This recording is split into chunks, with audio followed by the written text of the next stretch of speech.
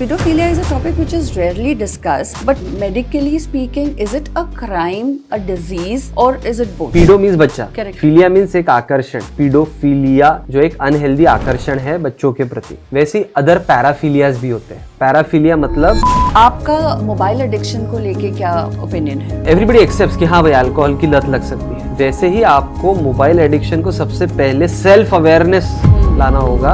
Yes, this is also an addiction. What is the weirdest kind of addiction आपने अपने clinic में देखा है? वियर्ड एडिक्शन अगर मैं बोलूँ तो I have seen 2 cases of, उसके बाद मैंने देखे भी नहीं वो case, snake bite addiction. So this is an advice for the female partners also, how they Absolutely. can cure men loneliness of their partner. Partner के लिए स्पेसिफिक बोल रहा हूँ मैं। पार्टनर के लिए मेल को अगर लोनली फील नहीं करना है, मेल को अगर पार्टनर से कनेक्टेड फील करना है तो रेगुलर सेक्सुअल इंटीमेसी जरूरी है। ये है असली। इंटेलिजेंट, ये लोग पैदाइशी होते हैं या brain can be trained to be smart and intelligent? हम जब बोलते हैं इंटेलिजेंस, नॉर्मली जब बातचीत में बोलते हैं तो हम IQ की बात करते हैं। इंटेलिजेंस क्वेश्चन मतलब What addiction according to you is modern India facing the highest right now?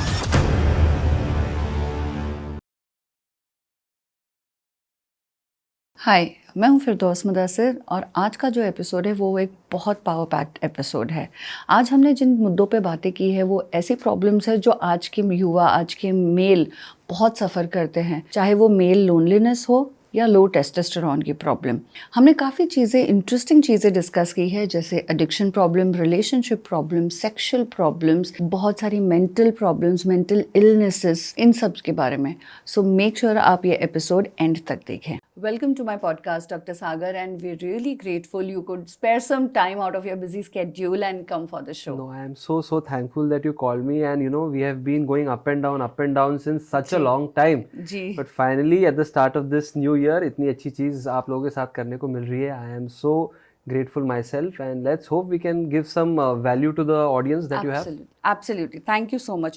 So, without further ado, let me start with a question that has been all over the internet. Right. It's about pedophilia. Right. So, pedophilia is a topic which is rarely discussed, but medically speaking, is it a crime, a disease, or is it both? See, medically when we speak about anything, we cannot talk whether it's a criminal thing or it is a non-criminal thing. Like medically speaking, we have people who have come to us with anger outbursts. Medically speaking, हमारे पास daily लोग आते हैं who have got addiction, whether it is alcohol addiction or gambling addiction or n number of types of addiction. So medically when they come to us, our job is to help them through that addiction. Our job is to help them through that process. Now there are certain things, pedophilia included, which legally is defined as a crime because otherwise the society will not function. Right. So yes, it is a legal crime.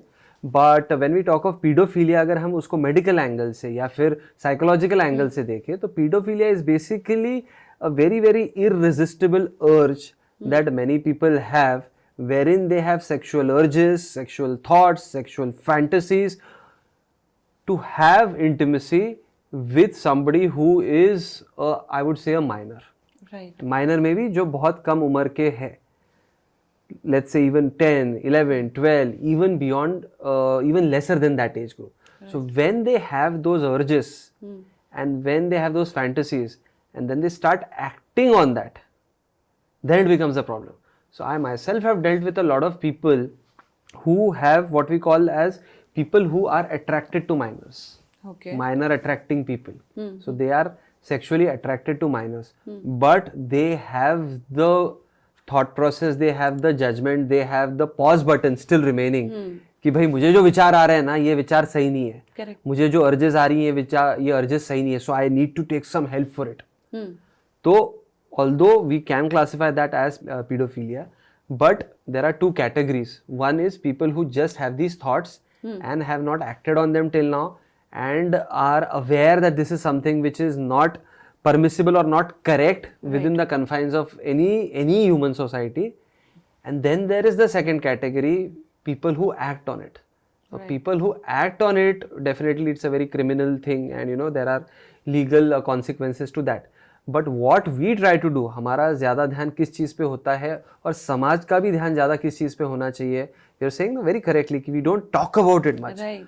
We should talk about it a lot so that people who have these urges who are inclined towards minors but have not acted on it feel they can go somewhere, talk about it, control those urges and therefore not be a nuisance to society.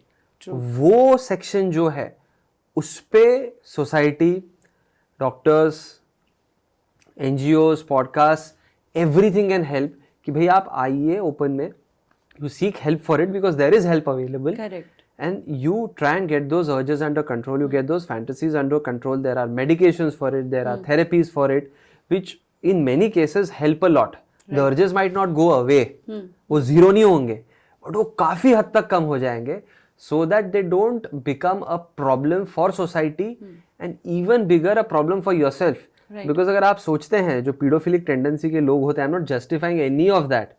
But I am talking about people who have that tendency but उस पर act नहीं कर रहे हैं.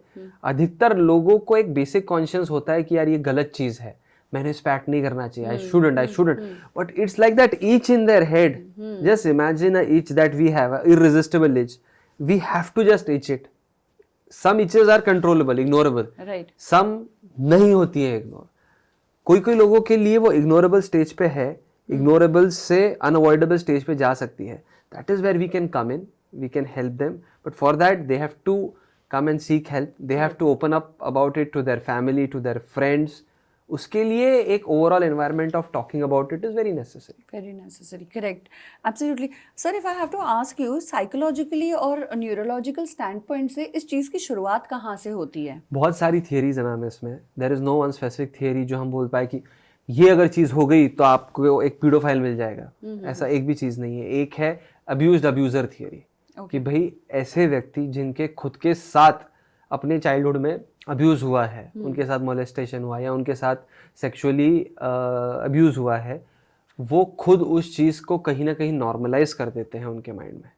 It's happened with them so many times that in their head they have kind of normalised it and therefore they feel कि अगर मैं ये कर रहा हूँ, उनकी ब्रेन की रिवायरिंग ऐसी हो जाती है कि उनको लगता है कि अगर मैं ये कर रहा हूँ तो इसमें कोई गलत चीज नहीं है. So one is normalisation. 2 इज रिवेंज की भावना. अगर मेरे साथ हुआ है, बुरा हुआ है, I have suffered, I have to make somebody else suffer for that. It's almost like ragging. जैसा ये अब्यूजर अब्यूज थियरी है ना, it's almost like ragging. When I am talking to, I am thinking of that. Ragging 2 प्रकार के लोग लेते हैं. आज रैगिंग बहुत कम हो गई है, बट रैगिंग जो होती थी 2 प्रकार के लोग ज्यादा लेते हैं. One is like healthy getting to know each other. One is ragging जो होती थी, एक था कि भाई मेरे साथ इतना हुआ है और उससे हम टफ ही हुए, राइट, तो हम भी लेंगे. You normalise that. दूसरा तरीका है कि मेरे साथ इतना हुआ, इतना दर्द मुझे सहना पड़ा, इतना टॉर्चर मुझे सहना पड़ा, I had to go through all of this, so where will I went out, तो मैं भी वो लूंगा. तो वो एक रिवेंज की भावना. या फिर आपको एक गुस्सा होता है ना जिसके साथ जिसने आपके साथ ये किया जी, वो गुस्सा आप दूसरी जगह डिस्प्लेस करते हो. क्यों? क्योंकि जब आपके साथ वो चीज हुई, आप इतने छोटे थे, इतने निर्बल थे, इतने शक्तिहीन थे कि you didn't have the ability to fight back. Correct. But वो ट्रॉमा, वो हर्ट रह गया. अब वो हर्ट डिसॉल्व नहीं होता है ब्रेन में विद टाइम. हम सोचते हैं कि भाई भूल जाओ चीजों, जैसे हम ट्रॉमा विक्टिम्स को भी बोलते हैं ना, just let go of it. But the brain doesn't function that way, so they hold that trauma and they feel in a weird way that वो ट्रॉमा अगर किसी और पे डिस्प्लेस कर देंगे तो एक तरह से उनको उनका रिवेंज मिल जाएगा. तो बहुत बार आपके साथ जब ऐसे व्यक्ति ने किया है जो बहुत पावरफुल था, जिसके बारे में आप तब कुछ नहीं कर पाए, आप वही चीज जब पावर में आते हो तो आप करते हो. That gives you a weird sense of revenge. So this is one theory. ऐसे अदर भी थियरीज है. एक थियरी बोलती है कि भाई ये लोगों में ऐसे विचार तो होते ही हैं, बट 100 लोगों में 100 प्रकार के विचार होते हैं. मान लीजिए अगर हम we are living in Mumbai. अभी मुंबई में जब हम गाड़ी चलाते हैं, मैं आपके यहाँ आने के पहले पार्किंग का इतना बड़ा मेरे को इश्यू हो गया. सो व्हाट वी फील कि यार बस पार्किंग मिल जाए, और अगर कोई पार्किंग में करने जा रहा हूँ, बीच में कोई आता तो मैं इसको लगाऊं कान के नीचे. That is just a thought. But वो थॉट पे मैं एक्शन नहीं करने वाला हूँ. मेरे ब्रेन का एक पार्ट जो है, जो ब्रेक बटन है, जो मेरे ब्रेन के फ्रंट पार्ट में होता है, वो मेरे को बोलता है रुक जा, this is not the correct thing to do. भले ही आपको गुस्सा आ रहा है इस क्षण में, ये क्षणिक है, you have to control it and you have to just let it go. That part of the brain in these people is not functioning properly.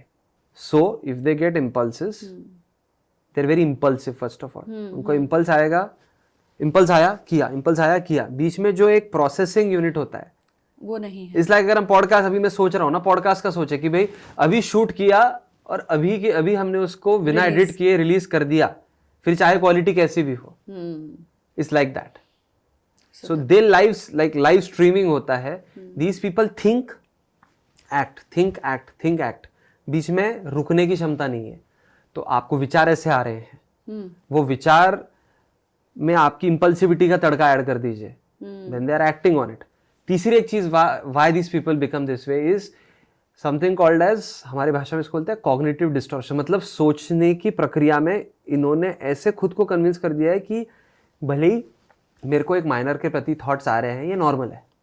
एक वियर्ड उनका लॉजिक होता है जिसमें वो लॉजिक में उन्होंने खुद को कन्विंस कर लिया है कि भाई अगर मैं ये करता हूं तो भी ये कोई गलत चीज नहीं है।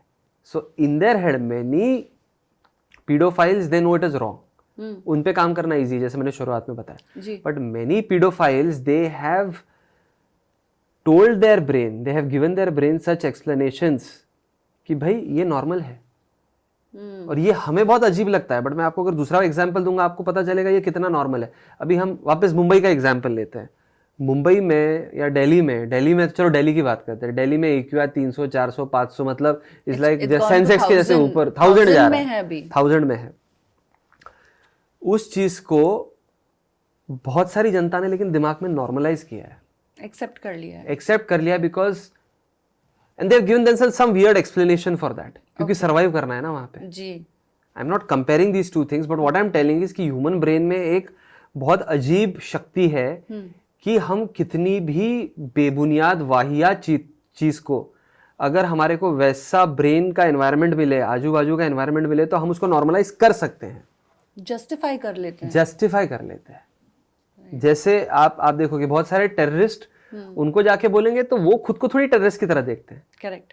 उनके दिमाग में तो वो सब जस्टिफाइड होता है। ऑल्दो आप कोई भी नॉर्मल व्यक्ति को पूछेंगे तो बोलेगा this is absurd, absolutely, and when you look at it objectively it is absurd only, true, but in their brain it has been normalized somehow। तो ऐसे वाले पीडोफाइल्स भी होते हैं जिनके दिमाग में नॉर्मलाइज हो गया है वो चीज, उनके दिमाग में उन्होंने जस्टिफाई कर लिया है खुद को।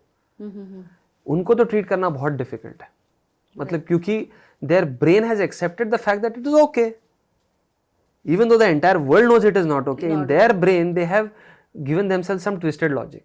तो ये 3-4 तरीके हैं जैसे ये डेवलप होते हैं। Still after so many years of research there is no one pinpointed thing कि भाई ये ऐसा हुआ तो ऐसा हो जाएगा। ये 3-4 चीजों का कॉम्बो, जैसे मैंने बताया, बहुत इंपल्सिव रहना, नॉर्मलाइज कर देना, आपके साथ अब्यूज हुआ रहना, ब्रोकन फैमिलीज रहना, ये सभी चीजें। राइट। इन सब चीज़ों में early intervention, therapy, medical help, इससे किस हद तक हेल्प हो सकती है?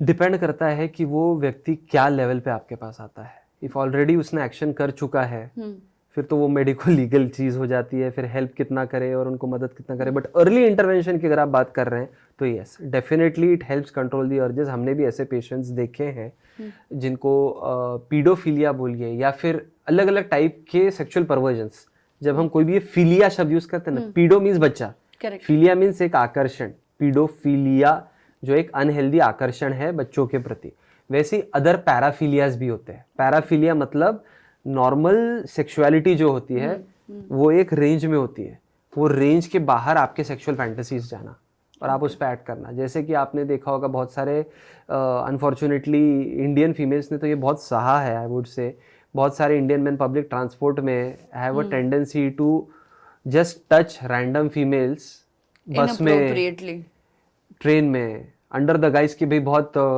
स्पीड ब्रेकर आ गया, ये हो गया, वो हो गया, but their intent is that. तो वैसे तो बहुत सारे पेशेंट्स हैं मेरे पास, तो वो भी एक उनका अर्ज ही है ना, करेक्ट। वो अर्ज को अगर अर्ली स्टेज में वो पेशेंट आइडेंटिफाई कर पाए, किसी से शेयर कर पाए या हमारे पास आ जाए, तो देयर आर मेडिसिन अवेलेबल जिससे हम थोड़ा उनका टेस्टोस्टेरोन कम करते हैं, उससे मदद होती है थोड़ी। दूसरा होता है थेरेपी, कॉग्निटिव बिहेवियरल थेरेपी, मतलब उनका उस चीज के बारे में जो एक थॉट प्रोसेस है, ये चीज सही है, गलत है, ओके है, नॉट ओके, बहुत ही घटिया है, we try to change their perception कि भाई यहाँ से टेम्पलेट जो है वो बदल जाए और वो उस चीज को घिनौना देखे। अगर मैं किसी चीज को, मान लीजिए अभी हम कॉफी पी रहे हैं, एक बेसिक मेरे दिमाग में ये है ना कि कॉफी मुझे एक्टिवेट करेगी, ये मेरे लिए अच्छी चीज है, राइट, तभी मैं पी रहा हूँ। अगर मेरे दिमाग में नया टेम्पलेट बैठ जाए, नया सॉफ्टवेयर बिठा दूं मैं कि ये कॉफ़ी मेरे लिए बहुत घिनौनी चीज़ है, इससे तो रात में नींद आती नहीं है, और ये 100 बार अगर मैं मेरे दिमाग पे डालूं तो शायद आप मुझे बेस्ट स्टारबक्स कॉफ़ी ऑफर करें, but still I might not take it. Right. So वो टेम्पलेट जो है, जो सबकॉन्शियस माइंड है आपका, जो आपको बोलता है कि सही क्या है, गलत क्या है, एक तरह से आपकी डिक्शनरी है वो दुनिया को पढ़ने के लिए। उस डिक्शनरी को अगर हम बदलने की कोशिश करें, जो हम कॉग्निटिव बिहेवियरल थेरेपी में करते हैं, कॉग्निशन, थॉट्स चेंज कर दो, तो डिसगस्ट अगर क्रिएट हो जाए उस चीज के प्रति, तो एक रेजिस्टेंस रहेगा ना। करेक्ट। जो चीज एक है मेरी अर्ज, सो दो चीजें हैं, एक साइड में मेरी अर्ज, वो अर्ज मुझे बोल रही है कि ये करना है, करना है, करना है, करना है, करना है, करना है, करना है, हर 10 सेकंड में, हर 1 मिनट में वो एक आ रही है, it's like a volcano, it's coming out. But दूसरे साइड अगर मैंने एक डिसगस्ट वाला अर्ज क्रिएट कर दिया, तो वो उसको ओवरपावर करने की क्षमता रखता है। तो ये कॉग्निटिव बिहेवियरल थेरेपी हेल्प करती है। कुछ ब्रेन मेडिसिन होती हैं जो आपकी इम्पल्सिविटी कम करते हैं, जो आपका एकदम से आप रिस्पॉन्ड जो कर देते हो बिना पूरी तरह उस चीज को एनालाइज करें, प्रोसेस कि क्या उसके कॉन्सिक्वेंसेज होंगे, वो मेडिसिन जिसे हम SSRI, एंटी डिप्रेसेंट्स की एक वैरायटी होती है, वो देते हैं। तो इससे रीजनेबली वेल पेशेंट कंट्रोल में आ जाते हैं। But yes, every case is different, to each its own, and we have to see, we have to individualize. इसको जनरलाइज करके नहीं बात कर सकते हैं। बिल्कुल। By any chance sir, can you tell me, pedophile ज्यादातर एनीथिंग बेस्ड है कि ये टियर 1, टियर 2, टियर 3 सिटीज में कुछ देखे भी जाते नहीं हैं? है, ऐसा कुछ भी नहीं है। एक थियरी ये भी है, अभी ये पूरी तरह साइंस बैक्ड 100% नहीं है, बट या सम एविडेंस है उसका। वो बोलती है कि भाई अगर आपको आपके लाइफ में सेक्सुअल इंटीमेसी प्रॉपर टाइप की मिल नहीं रही है, ओके, या आपको ऑप्शंस ऑफ सेक्सुअल एक्सप्रेशन मिल नहीं रहे हैं, बेसिकली आपको सेक्स करने के मौके जैसे आप चाहते हैं, जो एक हेल्दी तरीके से हम बोलेंगे, एक हेल्दी कंसेंटिंग एडल्ट के साथ नहीं मिल रहा है, तो एक सेक्सुअल एनर्जी अनटैप्ड हो गई, बिल्कुल, मतलब अनएक्सप्रेस्ड हो गई, वो राइट है ना, वो कहीं ना कहीं तो निकलेगी। करेक्ट। तो बेसिक ह्यूमन टेंडेंसी क्या है, हमेशा हम ऐसा पाथ ढूंढते हैं जिसमें रेजिस्टेंस सबसे कम हो। करेक्ट। कोई भी चीज में, पैसा भी देखिए आप, यूट्यूब पे वीडियो सबसे ज्यादा कौन सा चलता है, 1 करोड़ रुपया डालो 10 करोड़ हो जाएगा 1 साल में, मेरी गारंटी। वो वीडियो पे हम क्लिक करेंगे जी। ऐसे वीडियो पे हम क्लिक नहीं करेंगे जिसपे लिखा हो 1 करोड़ डालिए, मेहनत करना पड़ेगा, मेरी हर बात माननी पड़ेगी, फिर जाके 10 साल में 10 करोड़ होगा। ऐसी वीडियो पे हम क्लिक नहीं करेंगे। हमको लगता है कि भैया शॉर्टकट क्या है, ब्रेन को शॉर्टकट चाहिए, भगवान ने बनाया है ऐसा है। तो शॉर्टकट मतलब सबसे लीस्ट रेजिस्टेंस। अब लीस्ट रेजिस्टेंस कौन देगा आपको? किड्स। दूसरा, उसमें आपको कॉन्सिक्वेंसेस का डर कम है ना, कि भाई एडल्ट जो है आप कर भी लो वो जाके कंप्लेंट कर देगा।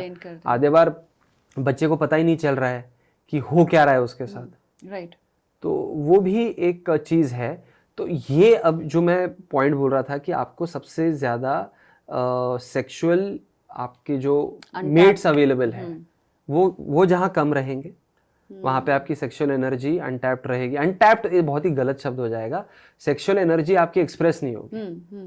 तो उसको आप जहां पे भी एक्सप्रेस करने का मौका मिल रहा है कम से कम रेजिस्टेंस के साथ वहां पे करेंगे। इसका मतलब ये नहीं कि हर व्यक्ति वो करते जाएगा, उसमें भी आपका फिर वो पहले की जो चीजें मैंने बताई वो सब है। तो इसका टायर 1, 2, 3 से संबंध ना रहते हुए आपको ये कितना अवेलेबल है, सेक्सुअल मेट्स कितने अवेलेबल है, उस पर डिपेंड करता है। टायर 1 में अगर बॉम्बे में देख लीजिए तो बहुत अवेलेबिलिटी है, तो थोड़ा कम होना चाहिए।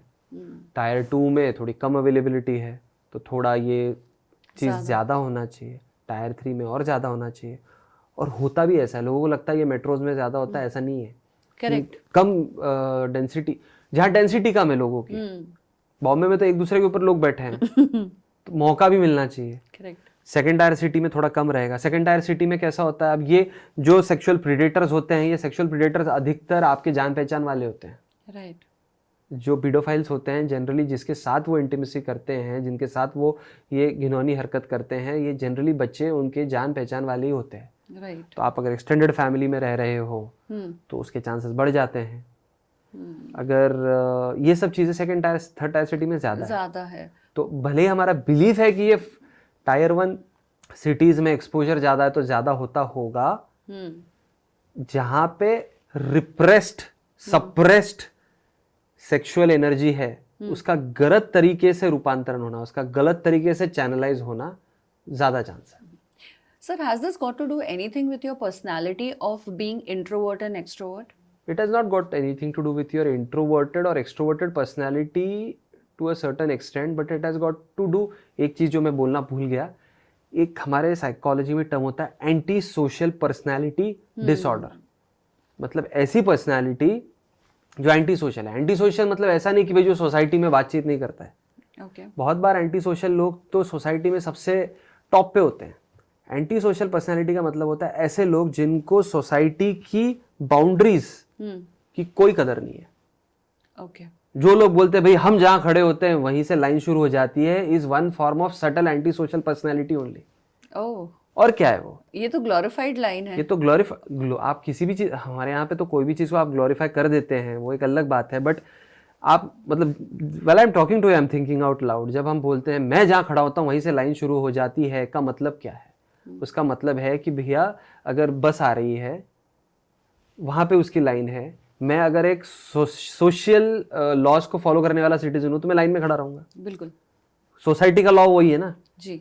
जब मैं ऐसा बोल रहा हूं तो मैं बोल रहा हूं कि भाई मैं यहाँ खड़ा रहूंगा तो बस यहाँ आ जाएगी और मेरे सामने 20 लोग खड़े हैं वो वापस पीछे आके खड़े हो जाएंगे। इनहेरेंटली तो यही मतलब है ना उसका। करेक्ट। तो वो व्यक्ति सोसाइटी के लॉज को बहुत महत्व नहीं देता। अब उसके ग्रेड्स होते हैं। कोई व्यक्ति सोसाइटी के लॉज को महत्व नहीं देता, जैसे अधिकतर हम इंडियंस ऐसे ही हैं, ट्रैफिक रूल्स को हम कोई ज़्यादा महत्व नहीं देते। राइट। वो एक mild level of anti social चीज़ हो गई। थोड़ा उसको ऊपर लेके जाए, जो लोग समझते हैं कि हमारे पे कायदे कानून अप्लाई नहीं होते, और ऐसे बहुत सारे हैं। ऐसे लोगों में जब ये एंटी सोशल पर्सनैलिटी बहुत ज़्यादा प्रमाण में हो, जहाँ पे उनको लगता है कि ये जो 10 चीज़ें बाकी लोगों पे अप्लाई होती है मुझ पे तो अप्लाई नहीं होती, हम कायदे फॉलो नहीं करेंगे, हम कायदे बनाएंगे या तोड़ेंगे, और शान से जो बोलते हैं ना लोग ऐसे, वो ये एक्टिविटीज में और ज्यादा इन्वॉल्व होते हैं, क्योंकि उन्होंने अपने आप को पहले ही बता दिया है कि सोसाइटी बोल रही है कि भाई अंडर एज बच्चे के साथ करना गलत है। सोसाइटी की वैसे मैंने कहा मानी कि आज मानूंगा। करेक्ट। तो उनके लिए वो एक नेचुरल ट्रांजिशन हो जाता है। तो अगर कोई भी व्यक्ति को एंटी सोशल पर्सनैलिटी डिसऑर्डर है तो उसमें ऐसी अर्जेस है तो चांसेस कि वो करेगा बहुत हाई है। Right. Because he doesn't care कि सोसाइटी को फर्क पड़ता है नहीं पड़ता है, सोसाइटी इसको मान्यता देती है नहीं देती है। सर यहाँ पे ना one thing that comes to my mind is जो डेफिनेशन हमने अभी एंटी सोशल पर्सनालिटी की ली है, उससे ही कुछ ना कुछ मिलता जुलता है जो अभी बहुत चल रहा है, which is alpha male, alpha female and this and that, where people think that you know I am not scared of anyone in the world and I am on the top of the world, I will do everything that I want. So अगर मैं आपसे पूछूं कि मुझे 5 ऐसी चीज़ें बताइए जहाँ से मैं क्लियरली समझ सकूं कि ये अल्फा मेल फीमेल नहीं, ये एंटी सोशल पर्सनालिटी है। बहुत बहुत ब्यूटीफुल सवाल है आपका। अल्फा मान लीजिए कोई भी फील्ड का हम अगर कंसिडर कर ले, चलो मैं डॉक्टर की बात कर लेता हूँ या पॉडकास्टिंग की बात कर लेते हैं। एक है कि भाई एक पॉडकास्टर है, वो अल्फा पॉडकास्टर है। अभी हमारे देश में 2, 3, 4, 5 बड़े पॉडकास्टर्स हैं, सबको पता है ना। अब उनमें से किसी को भी आप ले लीजिए, हम कैसे डिस्टिंग्विश करें कि ये अल्फा पॉडकास्टर है या एंटी सोशल पॉडकास्टर है। Alpha podcaster, first thing he will want to grow, right, so he will work hard for it. अब वर्क हार्ड और मैं कुछ भी कर सकता हूँ का उसका डेफिनेशन क्या रहेगा कि मैं गेस्ट के बारे में ज़्यादा से ज़्यादा रिसर्च करूँ, मैं अलग से अलग टाइप के गेस्ट लाने की कोशिश करूँ, मैं मेरे पॉडकास्ट के थ्रू ज़्यादा से ज़्यादा नॉलेज और स्किल देने की कोशिश करूँ, राइट, मैं ज़्यादा से ज़्यादा पॉडकास्ट करूँ। एंटी सोशल पॉडकास्टर क्या करेगा, मेरे पॉडकास्ट में कोई बड़ा गेस्ट आ गया, उसमें से कंट्रोवर्सी क्रिएट करके मैं मेरे व्यूज़ कैसे बढ़ाऊँ। मेरे को सोसाइटी के रूल्स का, वो जो गेस्ट आया है उसकी गरिमा डिग्निटी से कोई लेन देन नहीं है। Right. And if that keeps happening persistently कि भाई ये व्यक्ति के पॉडकास्ट में तो बाय डिफॉल्ट कंट्रोवर्सी होने वाली है more than value addition, then he is a anti social podcaster rather than a alpha podcaster. Okay. This is one way of differentiating. मतलब one is I want to grow, but when I grow I want to give value to other people and I want to grow in a pro-social way. दूसरा है I want to grow at any cost. तो जैसा एक virus grow होता है ना, virus ऐसा grow होता है कि भाई मेरे आजू बाजू कोलैटरल डैमेज भी हो जाए तो मेरे को फर्क नहीं पड़ता, as long as I am growing. Right. The selfishness that comes in. The overt selfishness that comes in to an extent that सामने वाला बर्बाद भी हो जाए तो मेरे को फर्क नहीं पड़ रहा है, as long as मैं ग्रो हो रहा हूँ. Right. चलो बिल्डर लाइन में वही एग्जांपल आपको दे देता हूँ. What is a alpha builder and what builder, लोग थोड़े बदनाम टाइप के लोग होते हैं, but there are good builders also. What is alpha builder, what is anti social builder? Alpha builder is somebody की, मान लीजिए अगर वो 2 एकड़ लैंड एक्वायर कर रहा है जहाँ पे ऑलरेडी बिल्डिंग्स है, मान लीजिए स्लम है, अब वो स्लम को डिस्प्लेस करना चाहता है और वहाँ पे अच्छी टावर लाना चाहता है. He wants to grow, very good. He wants to earn money, very good. He is also creating livelihood for people. He is also going to give homes to people, very good. Alpha developer रहेगा कि जो वहां पे 1000 लोग रह रहे थे, वो 1000 लोगों को जो उसने प्रॉमिस किया कि आपको एक डिसेंट रहने की व्यवस्था की जाएगी, जब तक आपके घर नहीं बन जाते आपको रेंट दिया जाएगा, वो उससे फॉलो थ्रू करे. करेक्ट. एंटी सोशल बिल्डर बातें 100 करेगा, but the moment those people are displaced from there, फिर उनका रेंट बराबर नहीं भरेगा, 19-20 भरेगा. He will try to cut corners. Right. दोनों भी अच्छी बिल्डिंग बना देंगे, but anti social will do it at any cost, even if that cost is कि सामने वाले की जिंदगी पूरी तरह से उद्ध्वस्त हो रही है, बर्बाद हो रही है. Right. So that is one. Yeah, that is how it is. How you distinguish between an alpha and a anti-social personality. Yeah. Wonderful. हमने अब इतनी बातें आपने हमें एग्जाम्पल्स के साथ समझाई doctor about podcast and let's take this question towards the internet now. बहुत तरीके की एडिक्शन आपने देखी है and one of the commonest addiction जो अभी हम देख रहे हैं विच इज़ मोबाइल एडिक्शन. बिल्कुल. सो आपका मोबाइल एडिक्शन को लेके क्या ओपिनियन है? मोबाइल एडिक्शन सबसे पहले तो यूनिवर्सल चीज़ है. अब उसमें कोई भी एडिक्शन है ना मैम, तो यू हैव टू आइडेंटिफाई, वो व्यक्ति को आइडेंटिफाई करना पड़ेगा सबसे पहले कि भाई ये एडिक्शन है या नहीं है. अभी मोबाइल एडिक्शन को एडिक्शन पिछले 3-4 साल से लोग भी एक्सेप्ट कर रहे हैं, खुद भी एक्सेप्ट कर रहे हैं. Initial times of mobile addiction हम बहुत बात करते थे, बट पीपल लाइक, मोबाइल का कौन सा एडिक्शन होता है, ये तो हम सिर्फ यूज कर रहे हैं. So first of all identifying कि ये भी एक एडिक्शन का प्रकार है, ये भी एक प्रकार की लत है. करेक्ट. जैसे alcohol addiction is a universal thing, मतलब एवरीबडी एक्सेप्ट्स कि हाँ भाई अल्कोहल की लत लग सकती है. वैसे ही आपको मोबाइल एडिक्शन को सबसे पहले सेल्फ अवेयरनेस लाना होगा कि yes this is also an addiction. Only when you accept your brain that it is an addiction, उस पर कुछ काम किया जा सकता है. तो first thing for any person who is watching your podcast or anything else, mobile addiction में आपको पहले देखना पड़ेगा, is it just a mobile habit, is it mobile overuse or is it mobile addiction. Okay. और खुद को neutral तरीके से आपको एनालाइज करना पड़ेगा कि ये मैं 3 कैटेगरी में से किस में बैठ रहा हूँ. क्योंकि बहुत सारे एडिक्शन वाले, मोबाइल एडिक्शन वाले लोग खुद को बोलते हैं I am just using mobile more. मैं आपको एक ब्यूटीफुल एग्जाम्पल देता हूँ. कितने हमारे पास यंगस्टर्स आते हैं, उनके मम्मी पापा आते हैं, बच्चे को हम 18 साल के 19 साल के बच्चे को पूछते हैं बेटा कितना घंटा आप मोबाइल यूज करते हो, बोलते हो 2 घंटा. मम्मी पापा आके बोलते हैं 6 घंटा. अभी ये तो फैक्चुअल चीज है ना जी. एक तो 2 है या 6 है. करेक्ट. सही है गलत है ये ओपिनियन हो सकता है, बट फैक्ट के बारे में तो हम डिस्प्यूट नहीं कर सकते. जैसे अभी आपने मुझे यहाँ कॉफी सर्व किया है, मैं इसको बोलूँ नहीं ये कॉफी नहीं है, ये टी है, इट वोंट वर्क.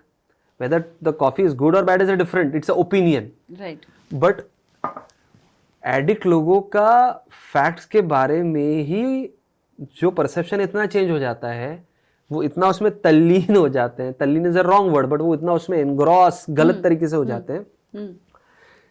6 घंटे को अपने दिमाग में खुद को जस्टिफाई कर देते, ये 2-3 घंटा ही किया मैंने. So that is first sign कि भाई it is not just over use, it is addiction. So first thing very important is mobile का एडिक्शन हो सकता है, मुझे भी हो सकता है, इसका मैं एक अनबायस तरीके से इवैल्यूएशन करूं और ये सेल्फ अवेयरनेस लाऊं. जी. उसके तरीके क्या करने के, how to evaluate whether I am an addict और not. You mind sharing it?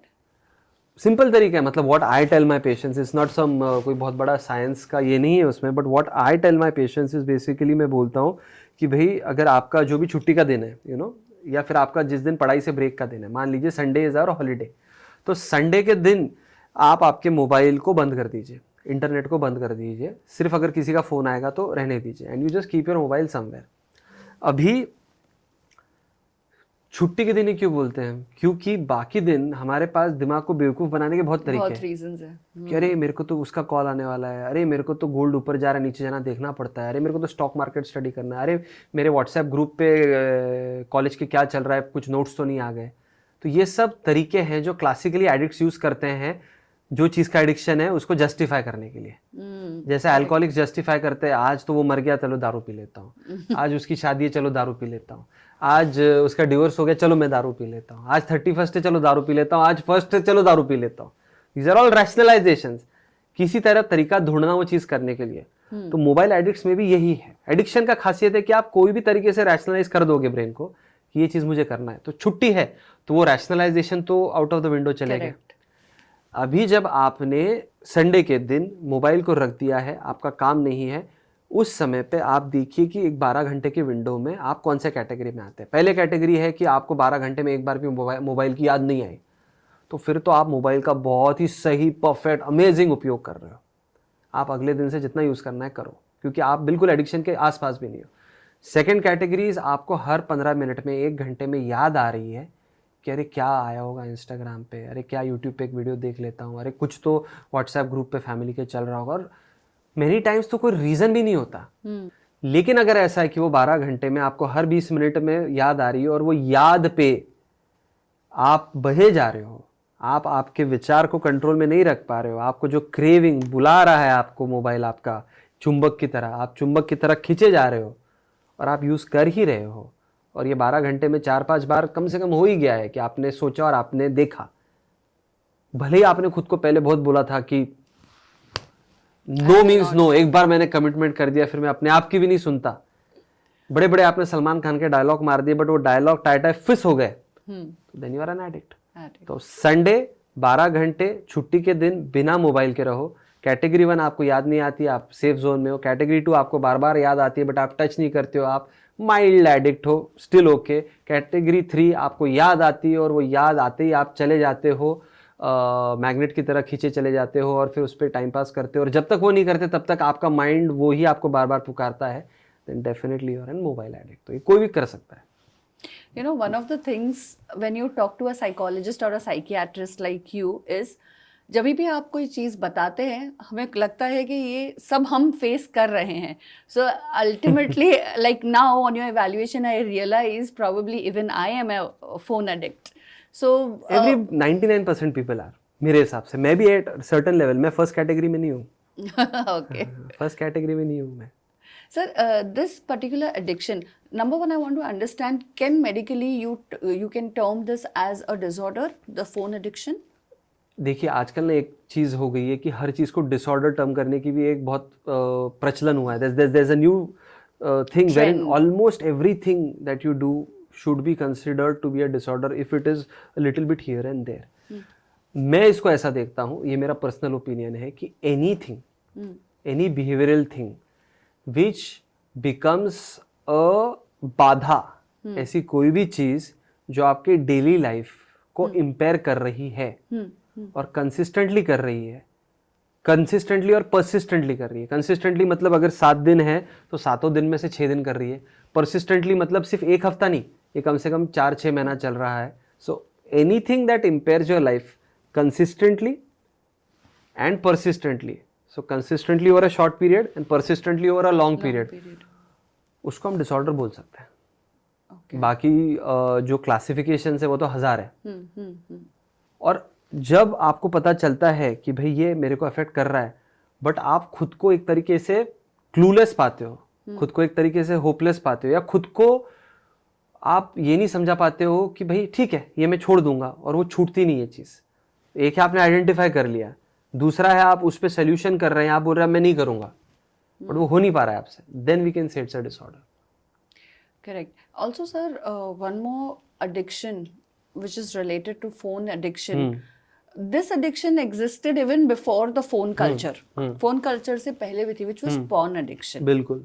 तो ये phone addiction से इस चीज का और भी increase या फिर इसमें और भी बढ़ोतरी हुई है? 100% हुई है।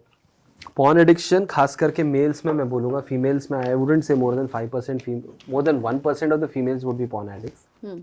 बट अगर मर्दों की बात करें, मेरे हिसाब से at least 25% of the adult mail population मेरे हिसाब से पॉर्न के एट सम लेवल आधीन एडिक्टेड हो चुके हैं। बिकॉज आपने जैसे बहुत सही बात कही, उसमें जो एक तरह से ट्रिगर पॉइंट है वो मोबाइल है। मोबाइल पे भी जो इजी डेटा है इतना आसानी से आपको मिल जाता है कि आपको फ्री टाइम मिला, आप वो बटन दबाए एंड यू सी समथिंग जो आपके ब्रेन को बहुत हाई डोपामिन जोन में भेज देती है, आपके ब्रेन को बहुत हाई प्लेजर जोन में भेज देती है। ब्रेन की वापस खासियत है हमारे दिमाग की, we are behind pleasure, we are behind feeling good. अब वो गुड हमारे लिए अच्छा है बुरा है वो ब्रेन को समझ में नहीं आता है। ऐसी जो भी एक्टिविटी है जिससे आप डोपामिन बढ़ेगा, डोपामिन इज मोर और लेस द रिवॉर्ड और the pleasure chemical, motivation chemical भी है, बट अच्छा जो फील होता है कोई भी चीज़ हमारे को अच्छा मतलब बहुत प्लेजर फील होता है। एक होता है अच्छा फील जब हम भगवान की, ऊपर वाले की ध्यान धारणा करते हैं, व्हेन वी आर मेडिटेटिंग तब अच्छा फील होता है, बट वो किक नहीं बैठती। आप कोई देखिए कि 15 मिनट मेडिटेशन कर रहा है, 15 मिनट मेडिटेशन किया, 15 मिनट मेडिटेशन किया, अभी मुझे बहुत किक बैठ गई, ऐसा नहीं होता है बिल्कुल। वो सेरोटोनिन होता है, वो आपको थोड़ा कंटेंट फील कराता है, रिलैक्स फील कराता है, आपको ग्राउंडेड फील कराता है बिल्कुल। लेकिन ऐसी कोई भी एक्टिविटी, फिर वो मोबाइल हो, पोर्नोग्राफी हो, जिससे आपको किक मिलेगा, डोपामीन बढ़ेगा। डोपामीन की खासियत है, dopamine is like virus, it wants more, it wants मोर। आपके ब्रेन को थोड़ा डोपामीन मिला, आपको और चाहिए, थोड़ा ज्यादा मिला और चाहिए, थोड़ा और ज्यादा मिला और चाहिए, संतुष्टि नहीं आती। तो अगर आपके हाथ में बहुत ही कम एफर्ट, पॉर्न देखने में कितना एफर्ट लगता है, बटन दबाने का एफर्ट है। पहले के जमाने में बहुत एफर्ट लगता था पॉर्न देखने के लिए भी, राइट। पहले स्टैटिक पॉर्न था, 100 years before today और even 60, 70, 80 years before today static porn था। मतलब वो प्लेबॉय की मैगजीन आती थी, सबसे पहले प्लेबॉय की मैगजीन एक्सेस करो, प्लेबॉय की मैगजीन एक्सेस करने के बाद प्राइवेसी देखो, प्राइवेसी चलो तब भी आज भी सिमिलर ही बोलूँगा, बट फिर वो स्टैटिक था, तो डोपामिन मिलता भी तो इतना मिलता है। फिर उसके बाद आपको वीडियोस देखने को मिले, बट वीडियो देखने के लिए भी आपको जाना पड़ता था, वीडियो स्टेशन जाना पड़ता था, वहाँ से सीडी लानी पड़ती थी। फिर कंप्यूटर आए तो आपको थोड़ी प्राइवेसी मिली, तो फिर आपको इतना डोपामिन मिलना शुरू हुआ। अभी आपको, और वो वीडियो में भी 4 पॉर्न वीडियोस होते थे, तो आपको इतना ही डोपामिन मिलेगा। अभी आप एक सब्सक्रिप्शन ले लीजिए, आपको कम से कम 10,000 videos at the click of a button है बिल्कुल। तो बहुत सारे जो पॉर्न एडिक्ट होते हैं, तो आपको इतना डोपामिन मिल रहा है। उतना डोपामिन हैंडल करने के लिए ब्रेन बना ही नहीं है। It's like it is more than what it can fathom, more than what I can swallow जी। 1 लाख ईयर्स ऑफ एवोल्यूशन में धीरे धीरे डोपामिन बढ़ रहा था, और डोपामिन ज्यादा चाहिए, प्लेजर ज्यादा चाहिए, तो उसके लिए एफर्ट भी लेना पड़ता था। पहले आपको डोपामिन चाहिए होता था, तो पॉर्न का जो नेचुरल इक्विवेलेंट है, आपको you have to have sex जी। बट सेक्स करने के लिए पहले आपको मेड ढूंढना पड़ेगा, मेड ढूंढने के बाद आपको उसको वू करना पड़ेगा, लड़की लड़का जो भी है, उसके बाद आपको प्राइवेट जगह ढूंढनी पड़ेगी। उसके बाद जब आप सेक्स करोगे, सेक्स फिजिकली बहुत चैलेंजिंग टास्क है, sex is not a easy thing. उसके लिए जो व्यक्ति प्रॉपर शेप में, वो अच्छे से इंटीमेसी कर पाएगा। तब जब इतना एफर्ट आप डालते थे, तब आपको इतना रिवॉर्ड मिलता था। तो एफर्ट और रिवॉर्ड का ना एक बैलेंस था, करेक्ट। अभी एफर्ट जीरो है, मिनिमल है, बटन दबाओ, बटन दबाते आपको एक बोतल डोपामिन मिल रहा है, तो ब्रेन उसके लिए बना नहीं। लेकिन ब्रेन को जब वो मिल गया, तो ब्रेन को दूसरा कुछ चाहिए नहीं। Correct. It's like if I tell you or you tell me कि okay doctor, you just see one patient per day and that one patient will give you 1 lakh rupees per consult. On the other hand, you see 25 patients per day, each patient will give you $2,000. Ideally speaking, 25 patients, if I'm helping 25 people. वो 25 लोग अच्छे होंगे तो मेरा भी नाम वो spread करेंगे, है ना? Also, there will be 25 different problems you will be catering to. Yeah. So मेरा स्किल एडिशन होगा, मैंने जो स्किल सीखे है उसका अच्छा यूटिलाइजेशन होगा, more people will be helped. So overall that is good for me, it is good for society जी। उसमें लेकिन मेरे को 50K मिल रहा है विद 25 पेशेंट्स। यहाँ पे मेरे को एक के साथ मिल रहा है 1 lakh. if my brain is not very stable, out of 190 people will get hooked onto this. Very true. है ना? वैसे ही पॉर्न का है, बहुत कम एफर्ट में बहुत ज्यादा आपको बोतल भर भर के डोपामिन मिल रहा है, उसके बाद आप क्यों मेहनत करोगे? Right. उसके बाद इवन आप सेक्स के लिए क्यों मेहनत करोगे? क्योंकि उसके लिए तो आपको रियल वर्ल्ड में जाना पड़ेगा, उसके लिए आपको लोगों से बात करनी पड़ेगी. 10 फीमेल से आप बात करोगे, 2 फीमेल को आप पसंद आएंगे, उसमें से आपको जब थोड़ा आप वो करेंगे, जब आपका कनेक्ट बनेगा, तब जाके सेक्सुअल इंटीमेसी का चांस बनेगा. उसमें भी आप फिजिकली फिट रहना जरूरी है, नहीं तो आप परफॉर्म नहीं कर पाओगे. राइट. तो इतना एफर्ट इतना रिवॉर्ड, इतना एफर्ट इतना reward, what will you choose? And once you have been given that, basic बात इसमें ये है कि भाई इसकी लत लगने ही मत दो, क्योंकि एक बार लग जाएगी तो ये इतना ज्यादा इंटाइसिंग है कि आप नॉर्मल पे आ नहीं पाओगे. इसलिए पॉर्न एडिक्शन, मतलब ऐसे जो बोलते हैं ना, इट्स ग्रोन एक्सपोनेंशियली. 4 रैंडम बंदों को देख लीजिए, उसमें से एक आपको पॉर्न एडिक्ट है, मैं आपको गारंटी से बता सकता हूँ. और एडिक्ट मतलब क्या? खुद की सेक्सुअल लाइफ छोड़ के इसमें इन्वॉल्व हो रहा है. मान लीजिए उनकी बहुत ब्यूटीफुल वाइफ है, बहुत ब्यूटीफुल गर्लफ्रेंड है, प्यार करती है, in bed they she is also willing to. लोग क्या बोलते हैं कि भाई पॉर्न हम क्यों देखते हैं?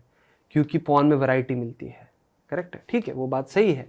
बट मान लीजिए आपकी गर्लफ्रेंड या आपकी वाइफ सेक्सुअली आपके साथ एक्सपेरिमेंट करने को तैयार है, तो at least some level of variety, some level of novelty she is also offering. But a porn addict will choose porn, क्योंकि उसको जो लेवल ऑफ नॉवेल्टी पॉर्न में मिलने वाली है वो एक बंदे में कैसे मिल पाएगी? अगर आप वो कैटेगरी में, then you are a porn addict. अगर आपका ऐसा है कि भाई व्हाट्सएप ग्रुप है गाइस का, मैं गाइस का इतना क्यों बोल रहा हूँ, बिकॉज 90% गाइस में, फीमेल्स में इतना है नहीं. जी जी बिल्कुल. आप कोई गाय ग्रुप में, आपका कॉलेज का ग्रुप है, उस पर कोई वीडियो आया, पॉर्न वीडियो, गलती से नहीं, या फिर आपने खोल लिया, देख लिया, हाँ ठीक है, छोड़ दिया, that is not porn addiction. और वो अगर उसको हम पॉर्न एडिक्शन बोलेंगे तो फिर तो 99% males are guilty of that. Alright, unfortunately यही सच्चाई है. बट आप ओवर सेक्स प्रेफरेंस दे रहे हैं पॉर्न को, आप ओवर जॉब प्रेफरेंस दे रहे हैं पॉर्न को. आपका महीने का कमाई है 50,000, लेकिन आप 10,000 20,000 का सब्सक्रिप्शन ले रहे हैं महीने का. राइट. बहुत ही ज्यादा अनइवन डिस्ट्रीब्यूशन हो रहा है ना आपके टाइम का. जॉब आप 1-1 2-2 दिन नहीं जा रहे हो. क्यों? क्योंकि आप पॉर्न देख देख के मैस्टरबेट करके आप थक के सो रहे हो, अगले दिन बोल रहे हो मेरा तबीयत ठीक नहीं है. Then it is a porn addiction, then it is a problem. Right. And it's very common. Very true, sir. Sir, we discussed phone addiction. What is the weirdest kind of addiction आपने अपने addiction case आपने अपने clinic में देखा है? Weirdest तो बहुत सारे आते हैं. एक एमडी एडिक्शन, वियर्ड नहीं बोलूंगा मैं, एमडी इज मेफेड्रोन, एक केमिकल आजकल बहुत ज्यादा चल रहा है जी. मतलब वो वियर्ड नहीं है, इट्स लाइक वो पाउडर लेते हैं लोग and after that 3-4 days they are out, और वो बहुत कॉमन है, वियर्ड नहीं है. वियर्ड एडिक्शन अगर मैं बोलूँ तो I have scene 1-2 cases of, उसके बाद मैंने देखी भी नहीं वो केस, स्नेक बाइट एडिक्शन. जिसमें अच्छा, you heard of it? That's मतलब very few people know about it. अब प्लीज इलैबोरेट. बट मैंने भी 2 ही केस देखे हैं सिर्फ आज तक. इसमें ऐसा होता है कि जनरली पीपल जो बाकी सब कर चुके हैं, चरस, गांजा, भांग, अल्कोहल, ये तो चलो फिर भी हम बोलेंगे these are gateway drugs, not very strong. उसके आगे जाके हार्ड ड्रग्स कर लिया, LSD कर लिया, कोकेन कर लिया, MD कर लिया, उससे भी उनको जो एक किक चाहिए, जो एक ट्रांस चाहिए, जो एक हाई चाहिए, वो मिल नहीं रहा है.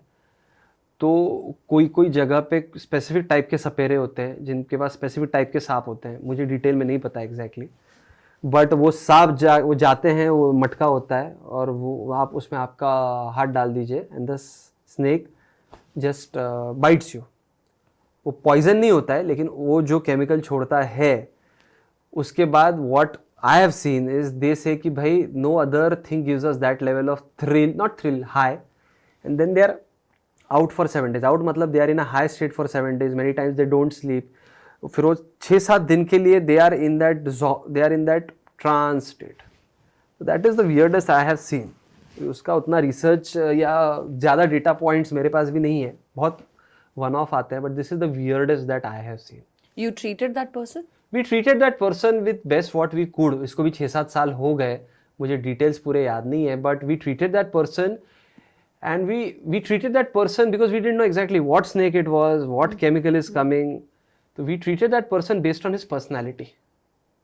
अब ऐसा व्यक्ति जो जाके सांप से डसवा रहा है just so that he feels a high, thrill seeking तो है ही। दूसरा, वो एंटी सोशल थोड़ा रहने ही वाला है, क्योंकि उसको सोसाइटी के, जो व्यक्ति स्नेक एडिक्शन तक पहुंच गया बाकी एडिक्शन से भी गुजरा है ना, बिल्कुल। तो उसको कुछ सोसाइटी के रूल्स का ज़्यादा लेन देन नहीं है, उसकी इम्पल्सिविटी बहुत हाई है। इम्पल्सिव व्यक्ति ये करेगा। मान लीजिए वो स्नेक थोड़ा सा उसने कोबरा बिठाया और आपको बेवकूफ़ बना रहा है, आप तो वहीं पे ऑन द स्पॉट मर रहे हो, still you are taking that risk. तो ये व्यक्ति बहुत रिस्क को खींचते हैं अपने पास। High risk appetite, high risk appetite, thrill seeking behaviour, high impulsivity. तो इसके लिए जो मेडिसिन दे सकते हैं हम दिए थे उनको, उसके लिए जो काउंसलिंग कर सकते हैं वो दिए थे। इसके लिए जो एक्सट्रीम ट्रीटमेंट्स होते हैं, जैसे कभी कभी हम बोलते हैं कि भाई इलेक्ट्रिकल ट्रीटमेंट, वो भी शायद हमने किया था, मुझे एग्जैक्ट याद नहीं, बहुत साल हो गए इस चीज़ को, so I don't remember the details, but वो किया था, हमारे पास रखा तभी था वो पेशेंट को कुछ समय के लिए, and then I think we had discharge them. वो पार्शियली ठीक हुआ था, I think they came back after again few months. What you just mentioned, I had, ऐसे लोग ना सोसाइटी से बहुत डिसइंटीग्रेट हुए होते हैं, तो वो ट्रीटमेंट भी प्रॉपर नहीं लेते। बिल्कुल बिल्कुल। आपने जो बताया कि देयर इज अ पॉट और उसमें हाथ डालना होता है and then there is a snake bite, also I have heard of a very famous destination for boys that usually people go to for fun seeking, the country Thailand. yeah, I was not wanting to say that, but yeah, Thailand, वहाँ पर ये काफ़ी trend में है, where it is not the snake bite happening on your hand. Okay, So there is ऐसा एक cutout जैसा रहता है only till your tongue. Okay, So you put your mouth into that. Okay, You put out your tongue, and on the other end there is a guy with a snake, and the snake bites on the tongue. Okay, interesting. And that is how probably it gives them a bit more absolutely, high. Absolutely होता होगा, because टंग मतलब directly आप saliva, वहाँ पे saliva से अगर सीधा आपके वहाँ के ब्लड पाइप में इजीली जा रहा है तो ब्रेन तक फास्ट जा रहा है। जी। जब आप बॉडी पे कहीं बाइट ले रहे हो तो वो वहाँ के ब्लड पाइप से वहाँ तक ब्रेन तक जाने को समय ज़्यादा लगेगा। तो व्हाट यू आर सेइंग बिल्कुल होता होगा। I have to read up more about it, but बहुत फैसिनेटिंग बता रही है आप ये।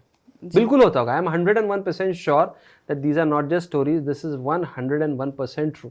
But it is very, very, very weird, very wrong, and absolutely not what the youth should be aiming for in their life. I mean, getting through all sub addictions, try.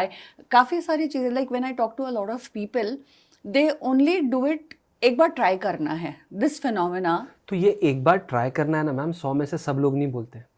जो curious में भी ultra curious होते हैं वो लोग बोलते हैं। I have a theory, a curious person can become a great entrepreneur, or curious person can become a disastrous addict. Curiosity को आप किस तरह चैनलाइज करते हैं। अब मुझे बहुत क्यूरियोसिटी है, बहुत क्यूरियोसिटी, चलो एक बार मैं स्टॉक मार्केट में इन्वेस्ट करता हूँ, लॉन्ग टर्म इन्वेस्टर बन जाता हूँ, वो भी तो क्यूरियोसिटी है ना। Right. और वो क्यूरियोसिटी नहीं रहेगी तो मैं नहीं करूँगा। क्यूरियोसिटी मेरे में बहुत है तो मैं बोलूँगा चलो मेरे को एक बार बिटकॉइन ट्राई करना, I want to try bitcoin. अब बिटकॉइन ट्राई करना है, या आपको स्टॉक्स ट्राई करने हैं, या आपको कोई भी, या आपको मान लीजिए कोई एडिक्शन जिसे बोलते हैं सो कॉल्ड ट्राई करना है। अल्ट्रा क्यूरियस पीपल क्या करेंगे, उसका स्टडी नहीं करेंगे, and they just put money in bitcoin. अरे बिटकॉइन ऐसा ऐसा होता है, अरे स्टॉक में ऐसा ऐसा हो जाता है, अभी गोल्ड पिछले साल कितना बढ़ा, अरे गोल्ड में डाल दो। तो that curiosity can be the end of them, because ultra curiosity, यहाँ पे मेरे दिमाग पे क्यूरियोसिटी आई, यहाँ पे एक्शन है, वापस वही चीज है। बीच में रिसर्च अगर नहीं है, right, then you are gone. तो प्रॉब्लम किन का होता है यंगस्टर्स में भी? कौन से यंगस्टर्स का प्रॉब्लम होता है? दो टाइप के, एक जो अल्ट्रा क्यूरियस है, लेकिन अल्ट्रा क्यूरियस होने के साथ पेशेंस कुछ भी नहीं है। चलो करते हैं, चलो करते ही दिमाग में आया, करने निकल गए, तो फिर तो आप कुछ भी कर सकते हो, उसमें सही चीज भी आप कर सकते हो, गलत भी कर सकते हो। राइट। दूसरी चीज है यंगस्टर्स और people who are basically dopamine की तलाश में, हेडोनिज्म जिसे अपन बोलते हैं, प्लेजर, जिनके लाइफ का गोल नंबर 1 प्लेजर है, और एक बार उन्होंने वो प्लेजर चख लिया है किसी ना किसी प्रकार से, कि भाई जब मैं पढ़ाई करता हूँ, I just give you 3 examples. One is पढ़ाई करता हूँ मैं, पढ़ाई करने के बाद जब मेरे को अच्छा IIT में या नीट में मैं, या फिर मान लीजिए CA बन जाता हूँ या IAS क्रैक करता हूँ, जब मैं इतना एफर्ट डालता हूँ मेरे को इतना रिजल्ट मिलता है। तो प्लेजर जो मेरा है, वापस जो पहले बात कर रहे थे पॉन की, मेजर्ड अमाउंट में। अब दूसरा है कि चलो मैं जॉइंट मारता हूँ, इतना सा जॉइंट मारा 10 मिनट में मेरे को इतना अच्छा फील हुआ। एक बार मेरे को वो पता चल गया और मेरी personality impulsive, ultra curious, impulsive है, फिर मैं रोकना खुद को बहुत मुश्किल है। And we are becoming more and more as a society, we are becoming more pleasure seeking. Right. हम कंटेंट सीकिंग नहीं बन रहे हैं। कंटेंट सीकिंग मतलब सुकून चाहिए, शांति चाहिए, पीस ऑफ माइंड चाहिए।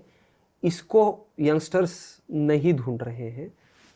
यंगस्टर्स ऐसी चीज को ढूंढ रहे हैं जिससे उनको एकदम अच्छा फील हो।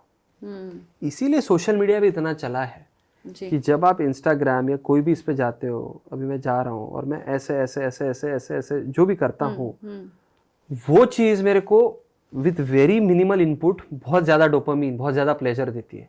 और एक बार मैंने प्लेजर चख लिया, मेरा यंग ब्रेन, फॉर्मेटिव ब्रेन जो अभी तक पूरी तरह परिपक्व नहीं है, पूरी तरह वो अभी फौलादी नहीं बना है, उसको एक बार वो आपने एक बार चखा दिया ना, तो उसको फिर पीस, शांति, सुकून, relax mind, clear thought process, ये सब बोरिंग लगता है। करेक्ट।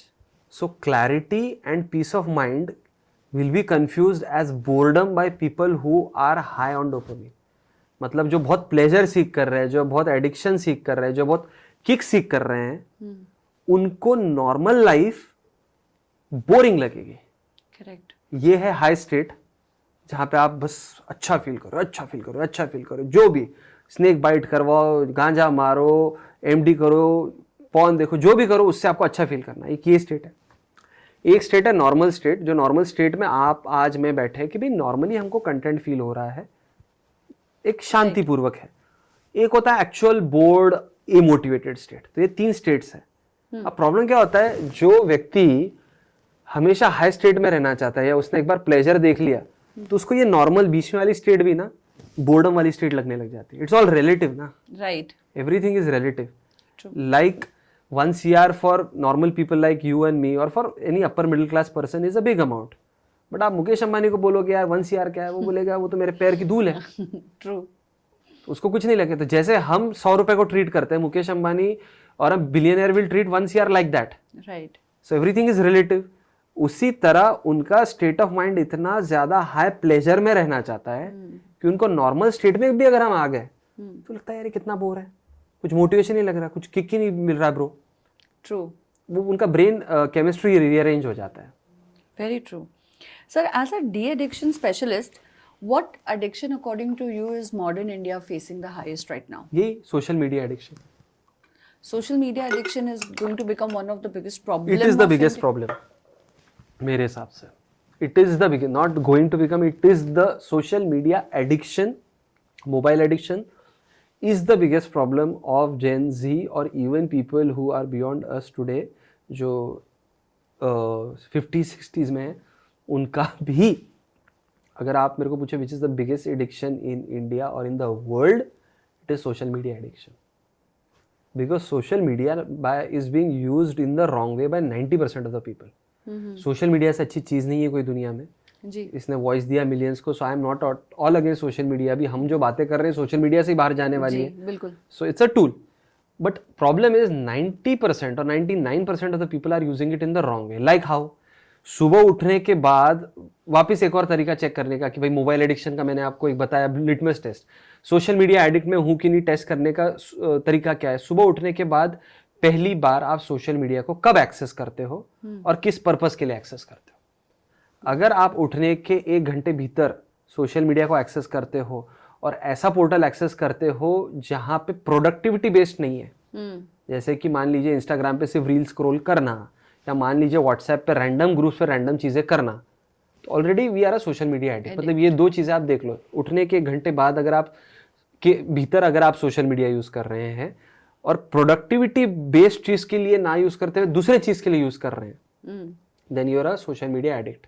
अभी ऐसे भी लोग हैं जो सुबह उठते हैं, नहाते धोते हैं, जिम करते हैं, उसके बाद वो सोशल मीडिया पे लग जाते हैं, but then they are watching YouTube.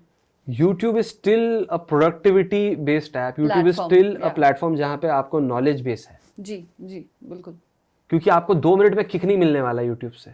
Right. आपको 30 सेकंड में किक मिल जाएगा जो आपको छोटे टिकटॉक, इंस्टा या जो भी होंगे जी, वहाँ से मिलेगा। तो मेरे हिसाब से it is the biggest problem, because what you are doing, आप सुबह उठ के ऐसी चीज़ एक्सेस कर रहे हो जो आपको एज अ रिवॉर्ड मिलनी चाहिए।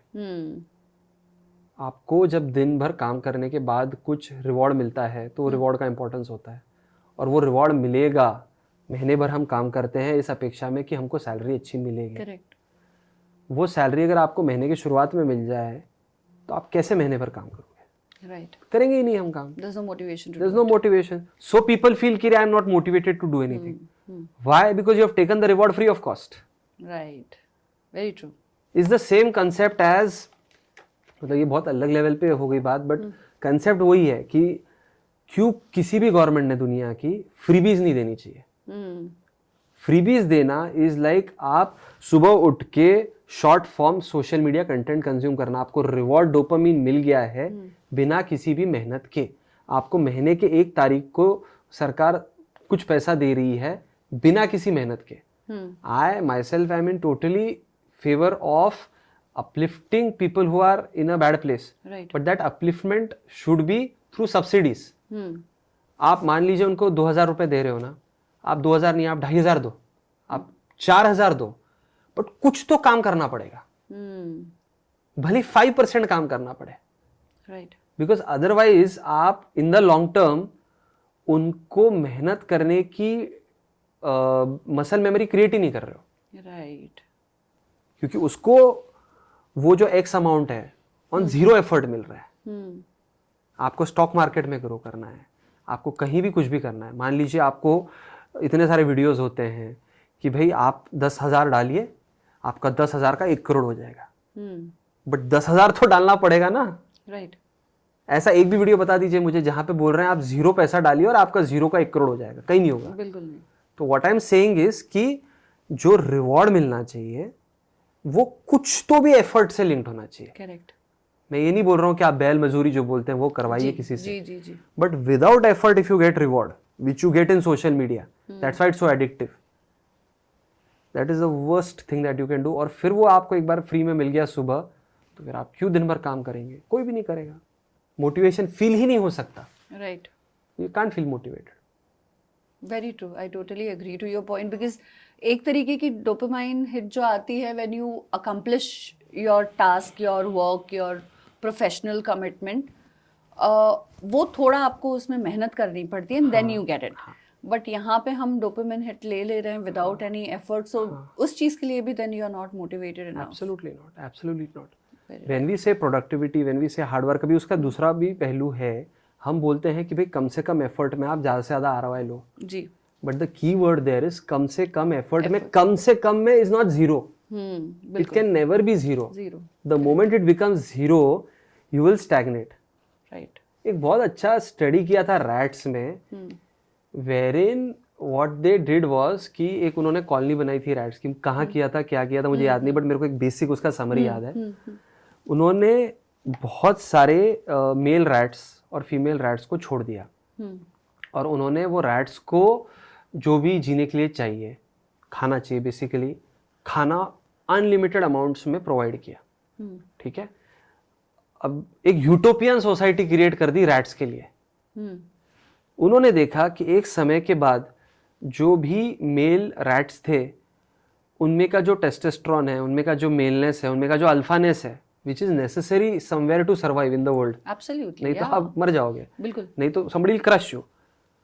When they were given everything they wanted, free of cost, without having to work one bit for it, slowly they saw कि भाई वो जो रैट्स है उनका टेस्टोस्टेरोन कम हो रहा है, और slowly उनमें जो एक बेसिक मेल एग्रेशन या बेसिक मेल मैस्कुलिनिटी, करेक्ट, जो भी बोले, वो खत्म हो गई जी, वो इतनी खत्म हो गई कि वहाँ की जो फीमेल्स थी उनको जब थोड़ा सा डेंजर उन्होंने परसीव कराया, मतलब वहाँ की जो फीमेल रैट्स थी उनको डेंजर परसीव कराया, उन्होंने देखा कि over a period of few generations the female rats they became very very masculine, because जो मेल रैट्स है उनकी मैस्कुलिनिटी तो खत्म हो गई, क्योंकि खा पी के इतने सुखी है कि उनको कुछ करने का ही नहीं है। Correct, same thing can be extrapolated to social media अगर आप एक लेवल के ऊपर कर रहे हो, अगर आप टारगेट बेस्ड सोशल मीडिया नहीं कर रहे हो, target based social media is very different,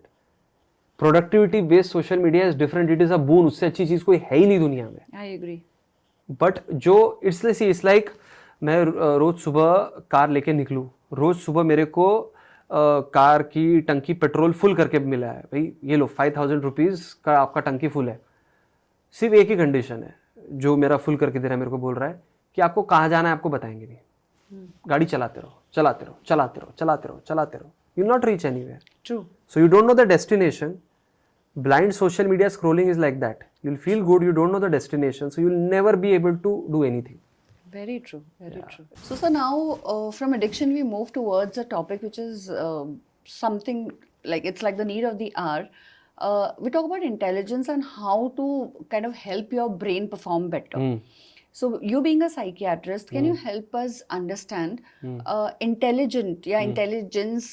ये लोग पैदाइशी होते हैं या brain can be trained to be smart and intelligent? इसमें ना मैम 2-3 एस्पेक्ट्स है. सबसे पहले इंटेलिजेंस एक सिंगुलर या फिर एक कंसेप्ट नहीं है. Okay. हम जब बोलते हैं इंटेलिजेंस, नॉर्मली जब बातचीत में बोलते हैं तो हम IQ की बात कर रहे हैं. इंटेलिजेंस क्वेश्चन मतलब एक स्पेसिफिक टाइप के एक्टिविटीज में आप कितने होशियार हो. एक्चुअली देखा जाए तो इंटेलिजेंस 7 से 8 टाइप का होता है. Okay. Another type of intelligence that we talk about, मतलब एक तो ये हो गया IQ, होता है visual spatial intelligence. Visual spatial intelligence मतलब कोई भी चीज़ को आप आपके दिमाग में 3D में कैसे सोच सकते हो. अब जिसका विजुअल स्पेशल इंटेलिजेंस बहुत अच्छा है वो अच्छा आर्किटेक्ट बन सकता है. वो 3D स्पेस को अच्छे से समझ सकता है. जिसका IQ अच्छा है ज़रूरी नहीं उसका ये वाला इंटेलिजेंस भी अच्छा होगा. तो जिसने शायद बुर्ज खलीफा बनाया उसका विजुअल स्पेशल इंटेलिजेंस पहले दिमाग में कि एक ऐसी बिल्डिंग होगी, ऐसी होगी, उसका वो बहुत अच्छा होगा. एक और टाइप ऑफ इंटेलिजेंस है इंटरपर्सनल इंटेलिजेंस. इंटरपर्सनल इंटेलिजेंस मतलब जो हम बोलते हैं नॉर्मल लैंग्वेज में कि यार उसका ना नेटवर्किंग स्किल बहुत बढ़िया है.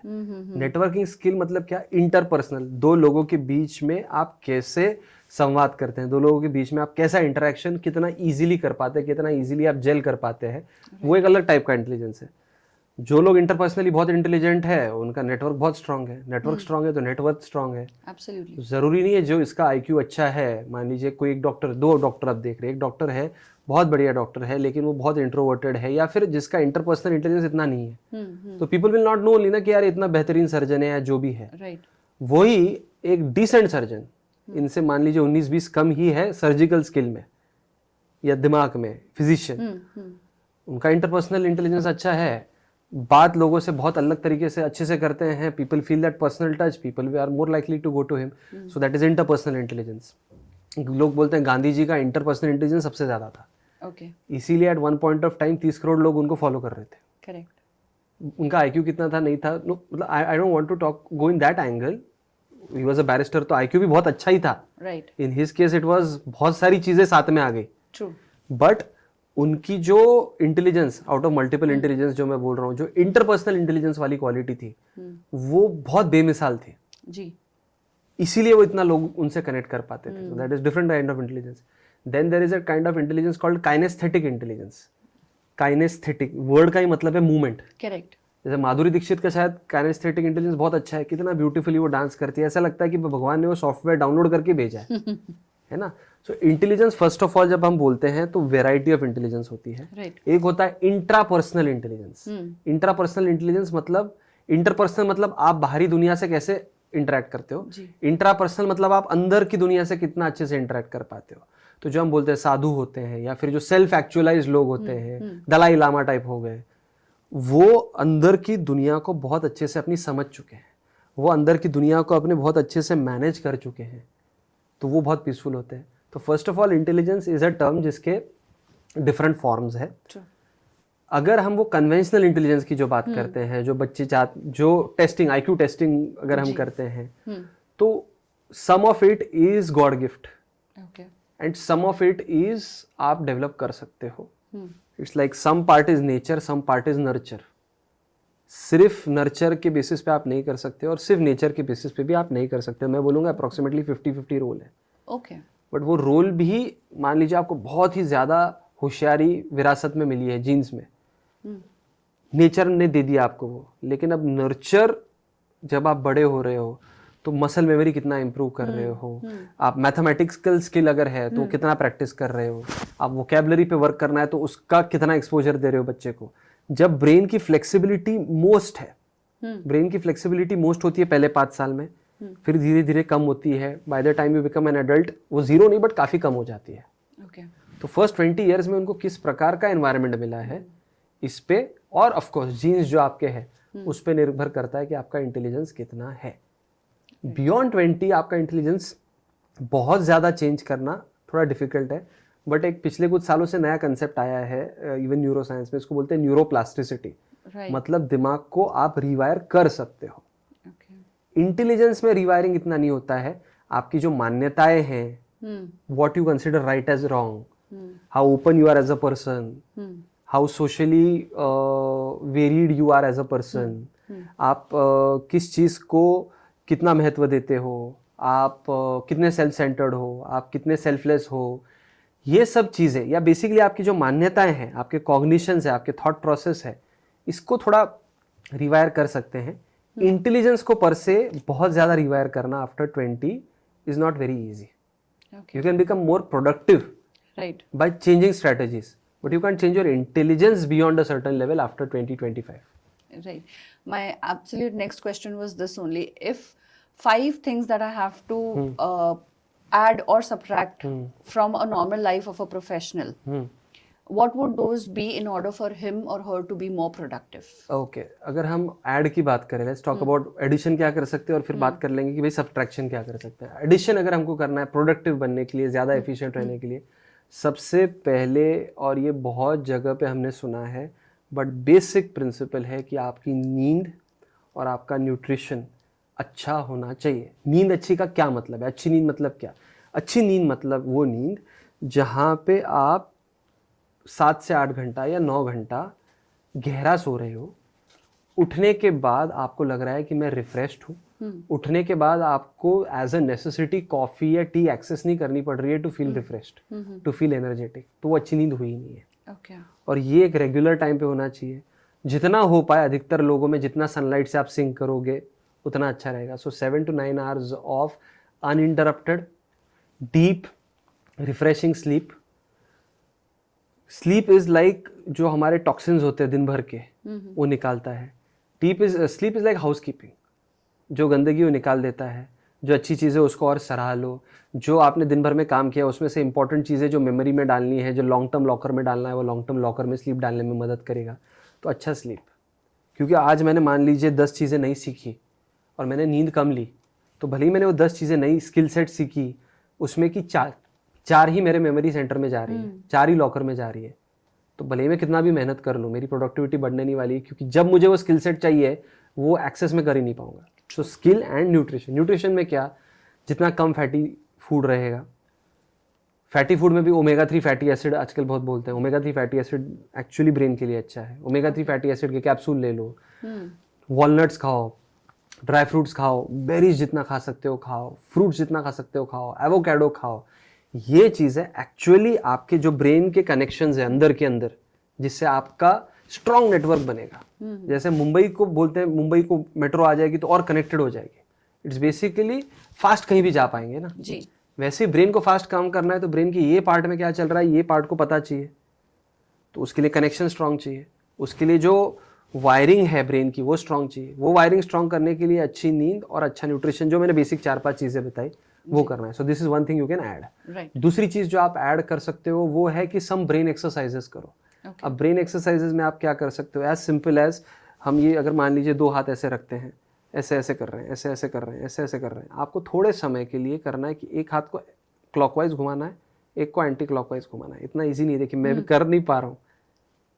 ये एक ब्रेन एक्सरसाइज है। इसमें क्या कर रहे हैं हम कि दोनों पार्ट्स ऑफ द ब्रेन है उनको इंटीग्रेट करने की कोशिश कर रहे हैं। So you just keep your hand like this, एक हाथ पहले आप ऐसे ऐसे करो, फिर ऐसे ऐसे करो, और फिर ऑपोजिट डायरेक्शन में करो। कर नहीं पाओगे, नॉट सो इजी। ऐसे बहुत सारे ब्रेन एक्सरसाइज है, वो 10 मिनट कीजिए। ये दूसरी चीज़ होगी।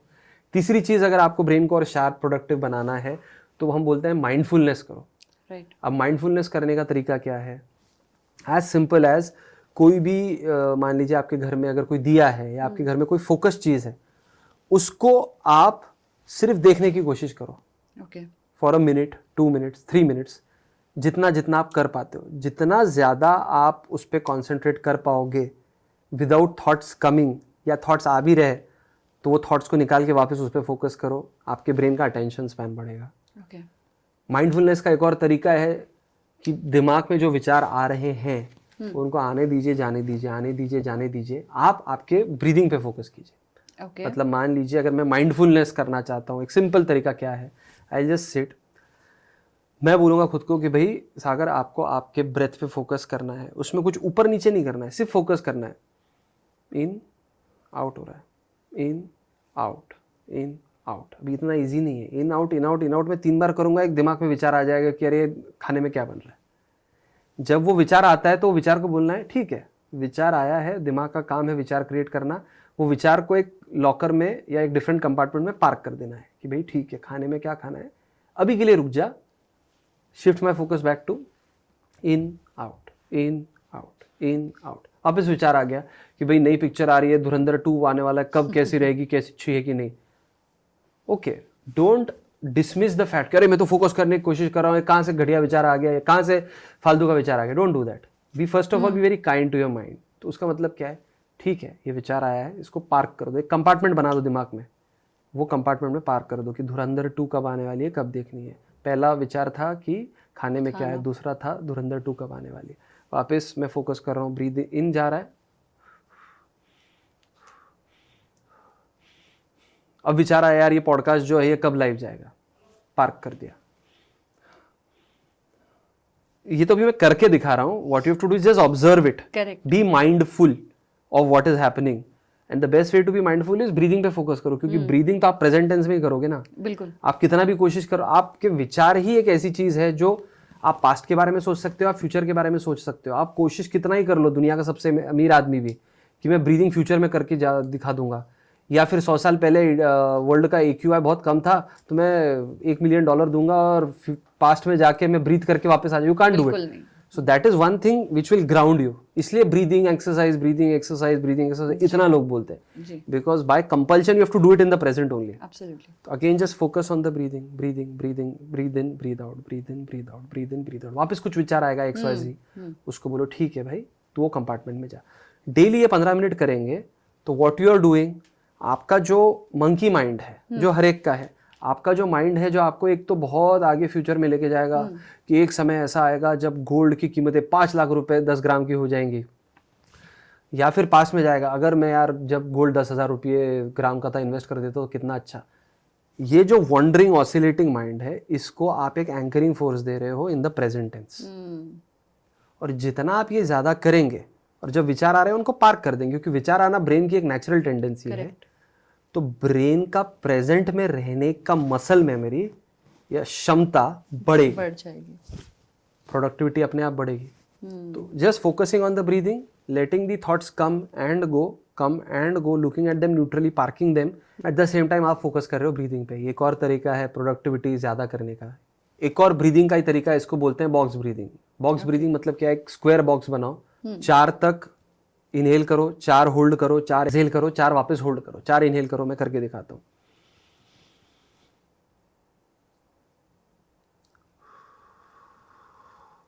करेक्ट।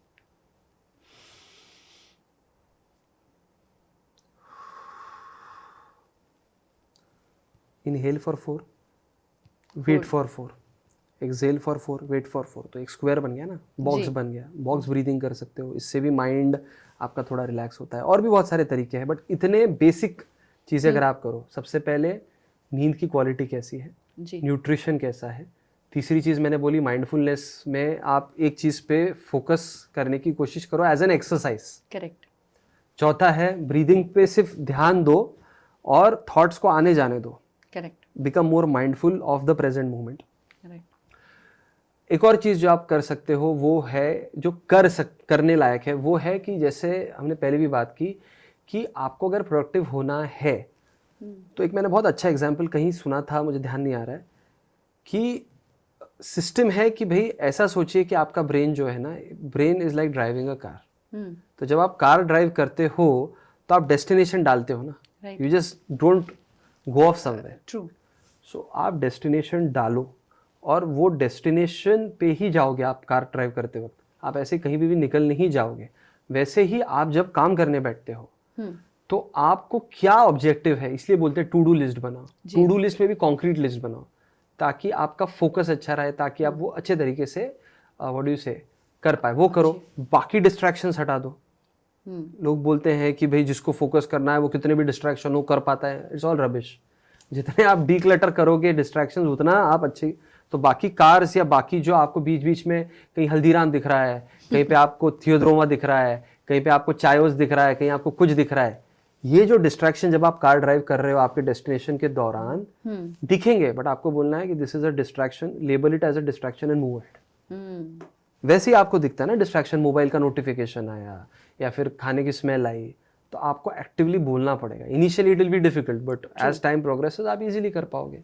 तो डेस्टिनेशन निर्धारित करो, डेस्टिनेशन में आने वाले जो डिस्ट्रैक्शंस है जो बहुत आपको लुक्रेटिव लगेंगे, चलो भाई क्रोमा का सेल लगा है, पैंटालून्स का सेल लगा है, खुद को पहले ही बोलो घर से निकलते वक्त कि ये डिस्ट्रैक्शंस हैं, ये डिस्ट्रैक्शंस मुझे रास्ते में मिलने वाले हैं, बट जब ये डिस्ट्रैक्शन आएगा तो मैं खुद को बोलूँगा सब्र रख, अभी मत जा, अभी डेस्टिनेशन पे जा। ट्रू। ये अगर करेंगे तो इट विल हेल्प। ये हो गया क्या कर सकते हैं जी। क्या नहीं करना चाहिए। ऑफ कोर्स फर्स्ट चीज जो इतना हमने डिस्कस किया, social media at the start of the day is an absolute no no. Okay, आप सोशल मीडिया अगर बहुत देर के लिए या 15 मिनट के लिए, 20 मिनट के लिए भी दिन के शुरुआती 1-2 घंटे में कर रहे हो तो आपका दिन प्रोडक्टिव नहीं हो सकता। आपको रिवॉर्ड मिल चुका है, then your brain will just shut down. Your brain will say क्यों करूं, मिल गया मुझे। 1 2 जो आपको नहीं करना है, social media mobile eight the end of the day just before sleeping भी यूज नहीं करना है, because that will hamper your sleep quality. So the first point is mobile and social media first 2 hours after getting up and last 2 hours before sleeping मत use कीजिए। Second thing that you should try avoid doing is, बहुत बार लोगों का ये emotional issues या हर एक का होता है, आप कॉर्पोरेट वर्ल्ड में देख लीजिए, अधिकतर लोग कोई बहुत खुशी से तो काम नहीं कर रहे हैं, तो they are just waiting for Friday night की फ्राइडे नाइट आएंगे और हम पब में जाके पार्टी करेंगे, हम पब में जाके दारू पीएंगे। Will basically what they are doing is they are not partying. जो मंडे टू फ्राइडे उनके अनप्रोसेस्ड इमोशंस है, जो उनके गिले शिकवे परेशानियां हैं, उनको वो दारू की बोतल में नम कर देना चाहते हैं, डिसॉल्व कर देना चाहते हैं, बट वो सिर्फ 2 मिनट के लिए होगा, वो रात भर के लिए होगा, मंडे मॉर्निंग वापस वही आपको लगेगा। So don't use alcohol, smoke, weed as coping strategies. Right, क्योंकि लोग बोलते हैं अरे वीड कर, मैं पेशेंट पूछता हूँ क्यों करते हो वीड, तो सर उससे रिलैक्स फील होता है, बट वो रिलैक्स फील आपको कुछ समय के लिए होता है ना, और फिर बाद में आपको उसकी तलब लगती है, क्रेविंग लगती है, और फिर वो ना मिले तो आप और भी ज़्यादा एग्रेसिव या और भी ज़्यादा क्रेविंग सीकिंग हो जाते हैं, और भी ज़्यादा यू बिकम लाइक दैट। तो second thing is don't use these things as a coping strategy. तीसरी चीज़ जो आपको अवॉइड करनी चाहिए वो है काउच पोटैटो बन के रहना, एक जगह बैठ के रहना। Human beings have been designed for movement. Right, लाखों साल से हमारे पूर्वज ऐसे ही जी रहे थे कि भाई आज जब तक एग्रीकल्चर नहीं आया था, एग्रीकल्चर आया 10,000 साल पहले पूरे वर्ल्ड में, उसके पहले एज ह्यूमंस हम कम से कम 1 लाख साल से जी रहे। तो 1 लाख साल के लिए हम, और उसके भी पहले मिलियंस ऑफ ईयर्स के लिए हमारे जो मंकी एंसेस्टर्स थे, उनके सर्वाइवल के लिए मूवमेंट नेसेसरी था कि आपको रोज उठ के जाना पड़ेगा हंट करने के लिए, खाना लाने के लिए। तो मूवमेंट आपको एक्टिव रखती है। अभी हम क्या कर रहे हैं, बटन दबाया, अभी हमने बटन दबाया, हमारी कॉफी आ गई। तो ऐसा लाइफस्टाइल है जो पिछले लाख साल के पूरी तरह विपरीत, एग्जैक्टली ऑपोजिट है, जिसमें सेडेंटरी लाइफस्टाइल में भी हम हमारा किसी तरह लाइफ चला सकते हैं, but that will not make you feel good, that will make your brain and body stagnate. तो किसी भी तरह मूवमेंट इन एनी फॉर्म आप कीजिए। काउच पोटैटो बनना या फिर सेडेंटरी लाइफस्टाइल अवॉइड कीजिए, बहुत इंपॉर्टेंट है इवन फॉर द ब्रेन। चौथा चीज़ जो अवॉइड कीजिए वो है स्टैग्नेशन। स्टैग्नेशन मतलब मैं डॉक्टर हूँ या कोई सीए रहेगा, वो बोलेगा यार मैं 10 साल पढ़ाई किया, कितना पढ़े, अभी मेरी लर्निंग हो गई, I don't want to learn any more, अब जितना पढ़ा है उस पर ही करेंगे। या कोई भी व्यक्ति बोलता है कि अभी मान लीजिए आपके फोटोग्राफर है, इतना उन्होंने फोटोग्राफी सीखा, वीडियोग्राफी सीखा, 10 चीज़ें सीखी, but now AI is coming. Right, so if they से कि भाई अभी मैंने 15 साल से कर रहा हूँ, मैं इसका मास्टर हूँ, अब मुझे और नया कोई चीज़ सीखना नहीं है, that is another form of saying we are stagnating. और brain will thrive when it has something new to learn.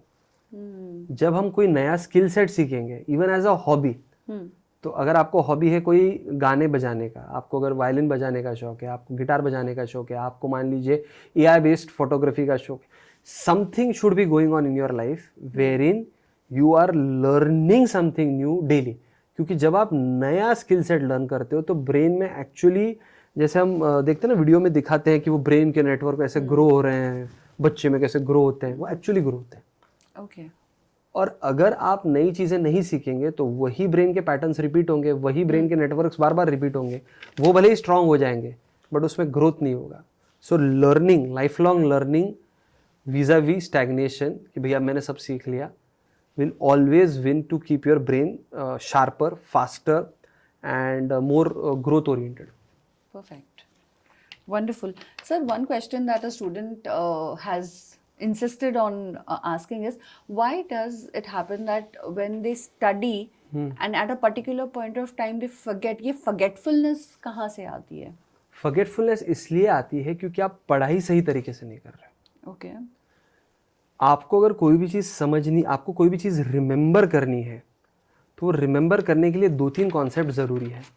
सबसे पहला कॉन्सेप्ट है कि आप वो क्या पढ़ रहे हैं वो कॉन्सेप्ट समझे। Okay. So the first concept is you understand the concept. Okay.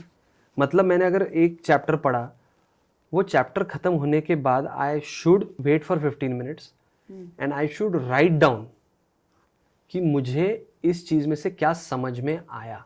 Okay. क्योंकि जब मुझे अगर कोई चीज़ लिखनी है, कोई भी चीज़ के बारे में मैंने जो पढ़ी है, मेरे ब्रेन में मैंने पहले वो आँखों से पढ़ा, मुंह से शायद बोला पढ़ते हुए, मेरे दिमाग के एक सेंटर में हो गया, वहाँ से वो मैंने क्या प्रोसेस किया वो दिमाग के दूसरे सेंटर में गया, वहाँ पे जाके स्टोर हुआ, वहाँ से अगर मुझे समझ में आई ये चीज़ तो मैं कमांड दूंगा मेरे हाथ को, लिख इस बारे में, तो वो लिख पाएगा। So the very fact of writing down something that you have understood in a way that you have understood कि भाई उसके पीछे का थीम क्या है। Correct. जैसे अगर हम 1.5 घंटे का पॉडकास्ट करें, 1.5 घंटे के पॉडकास्ट में लोग बोलेंगे मैं तो सब भूल गया। वो अगर नहीं करना है तो after every hour that person is suppose to stop the video और राइट डाउन कि मेरे को क्या समझ में आया इसमें से, Correct. मेरी भाषा में। दैट मीन्स आपके दिमाग के बहुत सारे हिस्सों में वो चीज़ गई है, प्रोसेस हुई है, मल्टीपल जगह पे उसका इम्प्रिंट हुआ है, chances that you will remember are higher. Okay. 1 दूसरा चीज़ आपको रिपीटिशन करना पड़ेगा।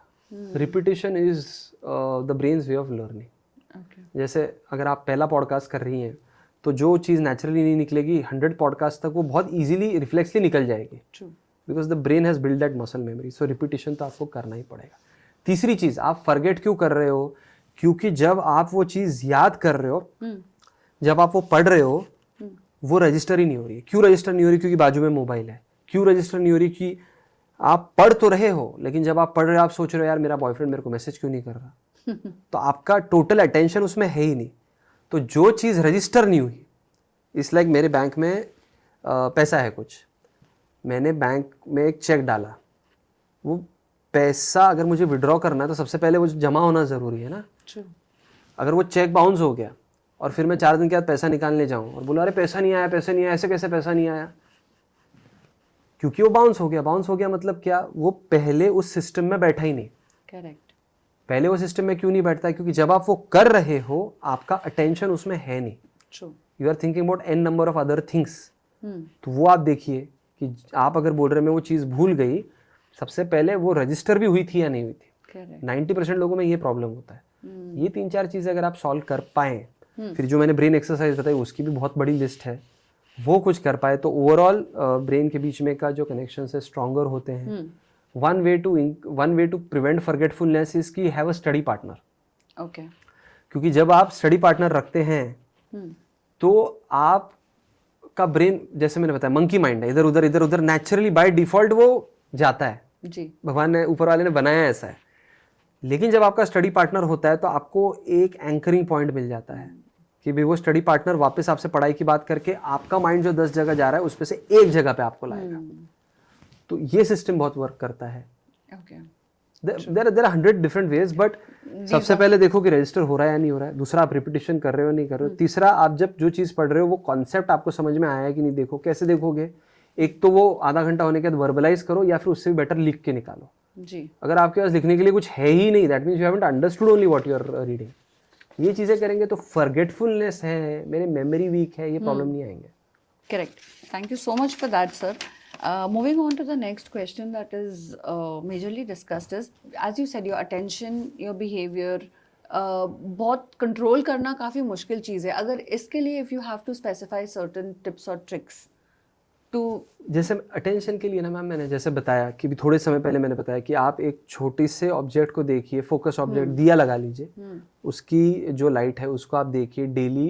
You start with 30 seconds, you increase it to 45 seconds, you increase it to 1 minute. That is one way of increasing attention. Second way of increasing attention, जो अगर आपको exercise based करना है तो जो मैंने वापस माइंडफुलनेस बताया आपको, किसी ब्रीदिंग पे फोकस करना आप सीखिए।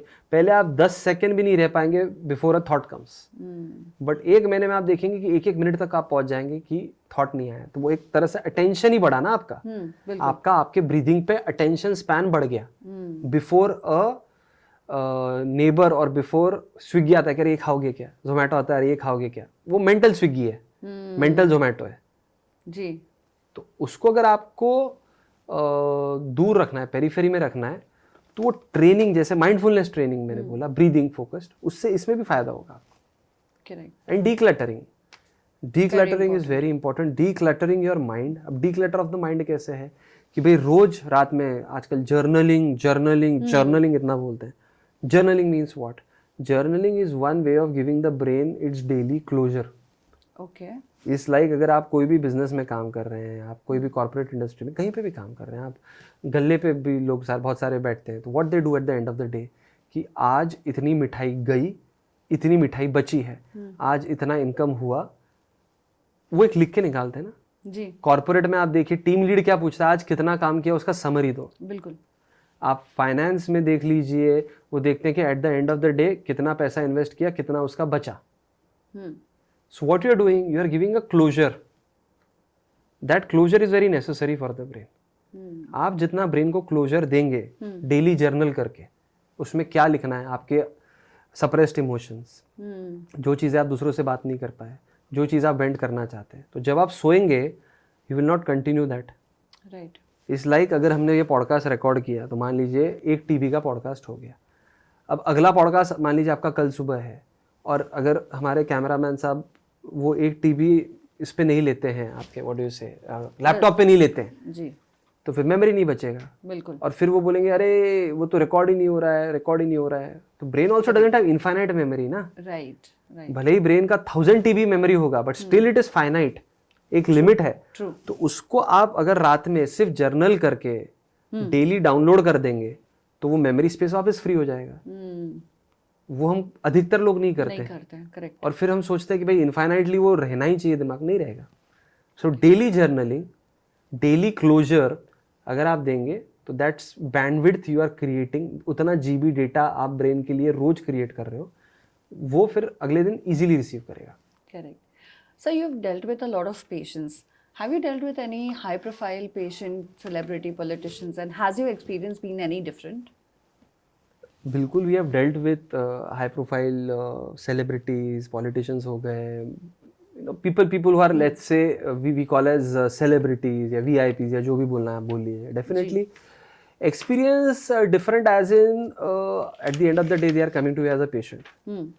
तो एक्सपीरियंस बहुत अलग नहीं, बट थोड़ा तो अलग होता है। देखिए सबकॉन्शियसली 0.1%, मतलब this is something that I also want to work on, but 0.1% हमारा भी ना at a very subconscious level, अगर हम उनके फैन हैं या अगर हम उनको पर्दे पे बहुत देखें तो थोड़ा वो फैन वाला पार्ट आ जाता है।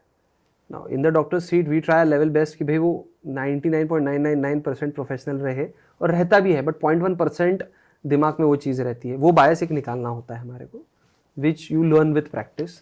सेकेंड थिंग इज कि different as in now some people are very courteous, some people are they come with a very good intent कि भाई मेरे को ठीक कर दो, and they listen to everything. main thing हमारा क्या होता है कि भाई अगर हम कुछ एडवाइस दे रहे हैं तो उसको methodically with faith follow किया जाए।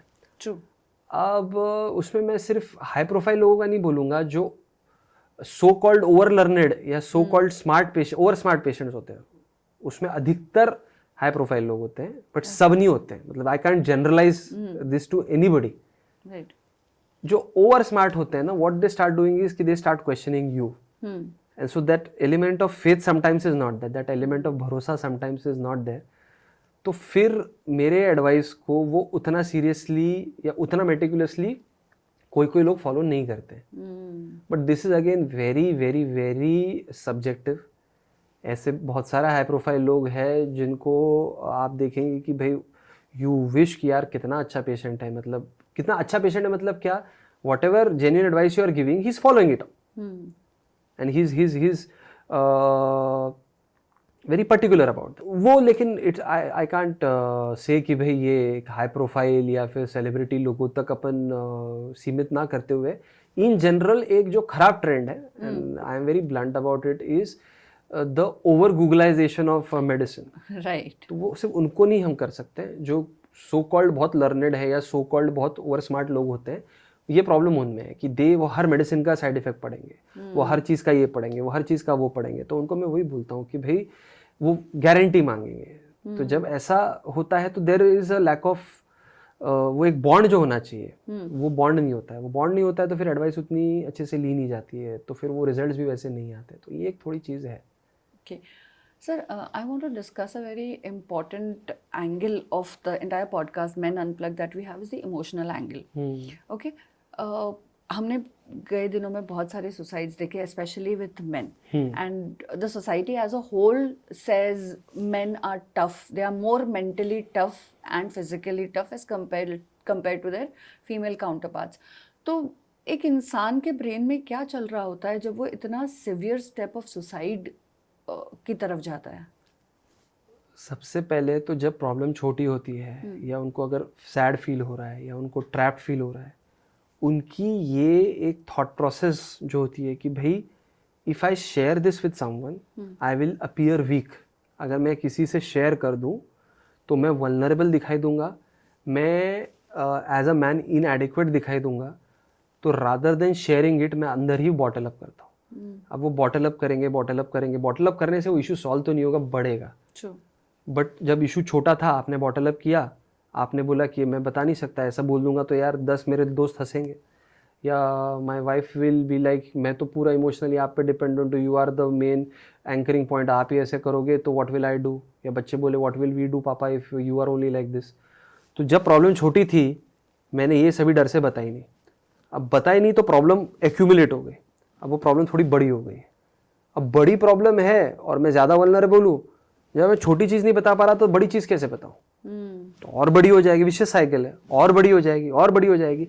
ऐसे लेवल पे आ जाएगी जहाँ पे मेरे को लगेगा I am in a box, I am trapped in a box, और वो बॉक्स को तोड़ने का मेरे को कोई तरीका नहीं दिखाई देगा, क्योंकि मैंने मेरे ईगो को इतना बड़ा करके रखा है, सुपर ईगो बना के रखा है कि भाई if I do this then by definition I am not man enough, then by definition I am not strong enough, then by definition yeah I am not man enough. तो उनके लिए ऐसा हो जाता है कि they set their own trap, उनकी thought process की वजह से. और इतने सीवियर लेवल पे वो पहुंचने के बाद तो वो शेयर ही नहीं कर सकते, क्योंकि छोटे लेवल पे शेयर नहीं कर पा रहे थे. ऐसे लोग जाके फिर सुसाइड करते हैं बिकॉज दे फील कि there is no other option left. अब इसमें अगर बीच में आपको इट्स लाइक आप बलून को थोड़ा सा इन्फ्लेट कीजिए, थोड़ा इन्फ्लेट कीजिए, थोड़ा इन्फ्लेट कीजिए. जितना इन्फ्लेट करोगे जब वो एक पिन आएगी वो उतना जोर से फटेगा. So that balloon gets inflated, all those feelings get inflated, all that hopelessness, that feeling कि मैं किसी से शेयर नहीं कर सकता, वो इन्फ्लेट हो जाता है. और फिर उनको वो समय पे लगता है कि भाई ये एक ही तरीका आउट है. दूसरा है कि ऐसे भी लोग होते हैं जो शेयर करते हैं, बट जब शेयर करते हैं तो उनको एडिक्वेट रिस्पॉन्स नहीं मिलता है सामने से. ऐसा नहीं है कि सभी शेयर नहीं करते हैं. आजकल वो मान्यता आज से 10 साल पहले जो थी मेन डोंट क्राई, वो काफ़ी बदल गई है. स्टिल सोसाइटी इन 2016 अभी 2026 में बहुत फ़र्क है. There is more acceptance. तो लोग बात भी कर लेते हैं. अब बात मैं करता हूँ मान लीजिए घर पे, और घर पे मेरे को वाइफ से, मम्मी पापा से या किसी से उसको एडिक्वेट रिस्पॉन्स नहीं मिलता है. उसको ऐसा रिस्पॉन्स मिलता है अरे ऐसा तो चलते रहता है लाइफ में, चल यू मूव ऑन. ये अगर रिस्पॉन्स मिलेगा that is not the correct response ना. राइट. आप क्या कर रहे हो, आप उसको जो फील हो रहा है उसको इनवैलिडेट कर रहे हो. उसको बोला अरे ये तो छोटा सा प्रॉब्लम है, put it under the carpet, आगे बढ़ो. बट वो नहीं हो पाता उससे. लेकिन उसने ट्राई भी कर लिया घर पे बात करके, उसको रिस्पॉन्स सही नहीं मिला. चलो उसने सोचा मैं अभी मेरे दोस्तों से बात करता हूँ, मेल गैंग से बात करता हूँ मेरी, अनफॉर्चुनेटली मेल्स इतने इवॉल्व नहीं है अभी भी, मेल ग्रुप्स, कि अगर कोई बंदा वल्नरेबल होकर अपना दुखड़ा रो रहा है या अपना इमोशनल प्रॉब्लम के बारे में या अपने को जो फील हो रहा है उसके बारे में बात कर रहे हैं, तो वो सुन के उसको सही एडवाइस दे या एक शांति से उसको ध्यान से, ऐसे बहुत कम मेल्स होते हैं। वो क्या बोलते हैं, let's go to a pub, वहाँ पे यू ड्रिंक, वहाँ पे you will forget all your worries. हर मूवी में यही दिखाते हैं और अधिकतर जगह होता भी है। दूसरा है कि भाई उसके वो दोस्त बोलेंगे यार इससे ज़्यादा बात मत करो, जब भी बात करते हैं इसका दुखना या इसका रोना ही रहता है। That is how they label it. Who will talk 3 दिल make a mockery of him कि he is not man enough, WhatsApp group में, लॉकर रूम में, तो वहाँ पे वो बंद हो जाता है। तो पहला केस था जहाँ पे उसको लगता है सेल्फ इम्पोज्ड सैंक्शन कि a man can not express this much, then he is weak. चलो उस स्टेप में से वो दूसरे स्टेप में आया जहाँ पे वो ऐसे पॉडकास्ट आपके जैसे अच्छे वाले पॉडकास्ट सुनता और उसको लगता है चलो यार मैंने तो बात करना चाहिए। बात किया, फैमिली में उसको एडिक्वेट रिस्पॉन्स नहीं मिला, बोला कि भाई you man up, you do things, ये छोटी सी चीज़ है, भूल जाए इसको। और दोस्तों में तो उसकी हंसी उड़ गई, उसकी मजाक बन गई, तो क्या करें? ऐसे सिनेरियोज में प्रॉब्लम आता है, right. But then there are so many man that I know आजकल जो एक्सप्रेस भी करते हैं, सही तरीके से एक्सप्रेस भी करते हैं, उनकी फैमिलीज भी, उनके फ्रेंड्स भी उनको सही तरीके से, सही तरीका मतलब क्या है, कंपैशनेट नॉन जजमेंटल तरीका। बस सुन के लो, बहुत बार कुछ नहीं कर सकते, सुन के लो, बोलो हाँ भाई तेरे साथ बहुत बुरा हो रहा है, I am there to hear you out if you want to.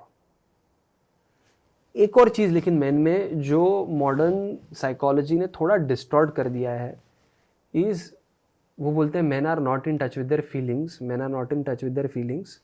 Yes, it is correct, man are not very much in touch with their feelings, but अगर आप उनको इमोशनल प्रॉब्लम से निकालना चाहते हो तो वन इज़ उनको इन टच विद देयर फीलिंग्स लाओ, वो तो होना ही चाहिए, but at the same time ना मेन जो चीज़ के टच में है वो चीज़ को यूज़ करो। Men are more in touch with their thoughts, they are less in touch with their feelings, they are more in touch with their thoughts. Okay. Because men are natural problem solvers. जैसे अगर कोई female issue में है, female अपने husband को बोले कि ऐसा हुआ वैसा हुआ, ये किया वो किया, तुम्हारी मम्मी ने किया वो किया वो किया, जो भी किया, शील वेंट आउट, शील फील बेटर। करेक्ट है? आप अधिकतर महिलाओं को पूछे वो वैसा बोलेंगे जी। तो वेंट आउट करके इशू तो सॉल्व नहीं हुआ ना, करेक्ट, कुछ भी नहीं हुआ, but just she feels acknowledged, she feels कोई तो सुना, जो एक बहुत सारा वर्बल वॉमिट या जो इमोशनल एक तरह से पहाड़ था उसको एक रिलीज मिला। Dumping that makes females feel better, क्योंकि लाख साल से वैसा ही चल रहा है जी। मेल्स के लिए वैसे नहीं चल रहा है। Males inherently are problem solvers. तो जब वो सिर्फ फीलिंग्स के बारे में बात करते हैं और उनको लगता है कि इसमें अब कोई सोल्यूशन नहीं है, तो that doesn't necessarily make them feel better. Okay. Some level of solution या some level of thought process wherein you are going to get some solution, कभी कभी मेल्स को रिक्वायर्ड होता है। ओके, ये उनका clarity is required. What do I think about it, one is what do I feel about it, one is what do I think about it.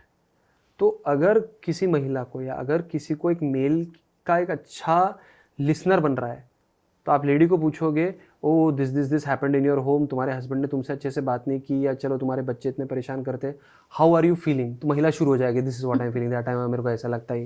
That is therapeutic entirely for her.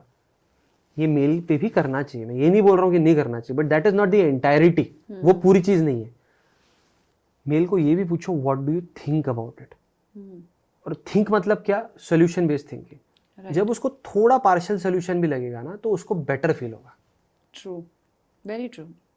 तो modern psychotherapy में ये भी एक चीज हो गई है counselling में कि आप जो फीमेल्स को रिलीफ देता है वो तरीका उठा के कॉपी पेस्ट कर रहे हो मेल्स पे, it will not work entirely, it will work partially and it should be done, but entirely नहीं वर्क कर सकता। True. Sir, there are two problems that the modern man is facing these days. Okay, one is men loneliness and the other is low testosterone. So, how to deal with both of these? देखिए, loneliness, how men connect through activities. Men very less times they connect through talk. Females connect through gossip. Females connect through talk. Men connect through activities. इसलिए आप देखो दो दोस्त बोलेंगे चलो यार bowling करने जाएंगे, या दो दोस्त मिलेंगे चलो ड्राइव के लिए जाएंगे.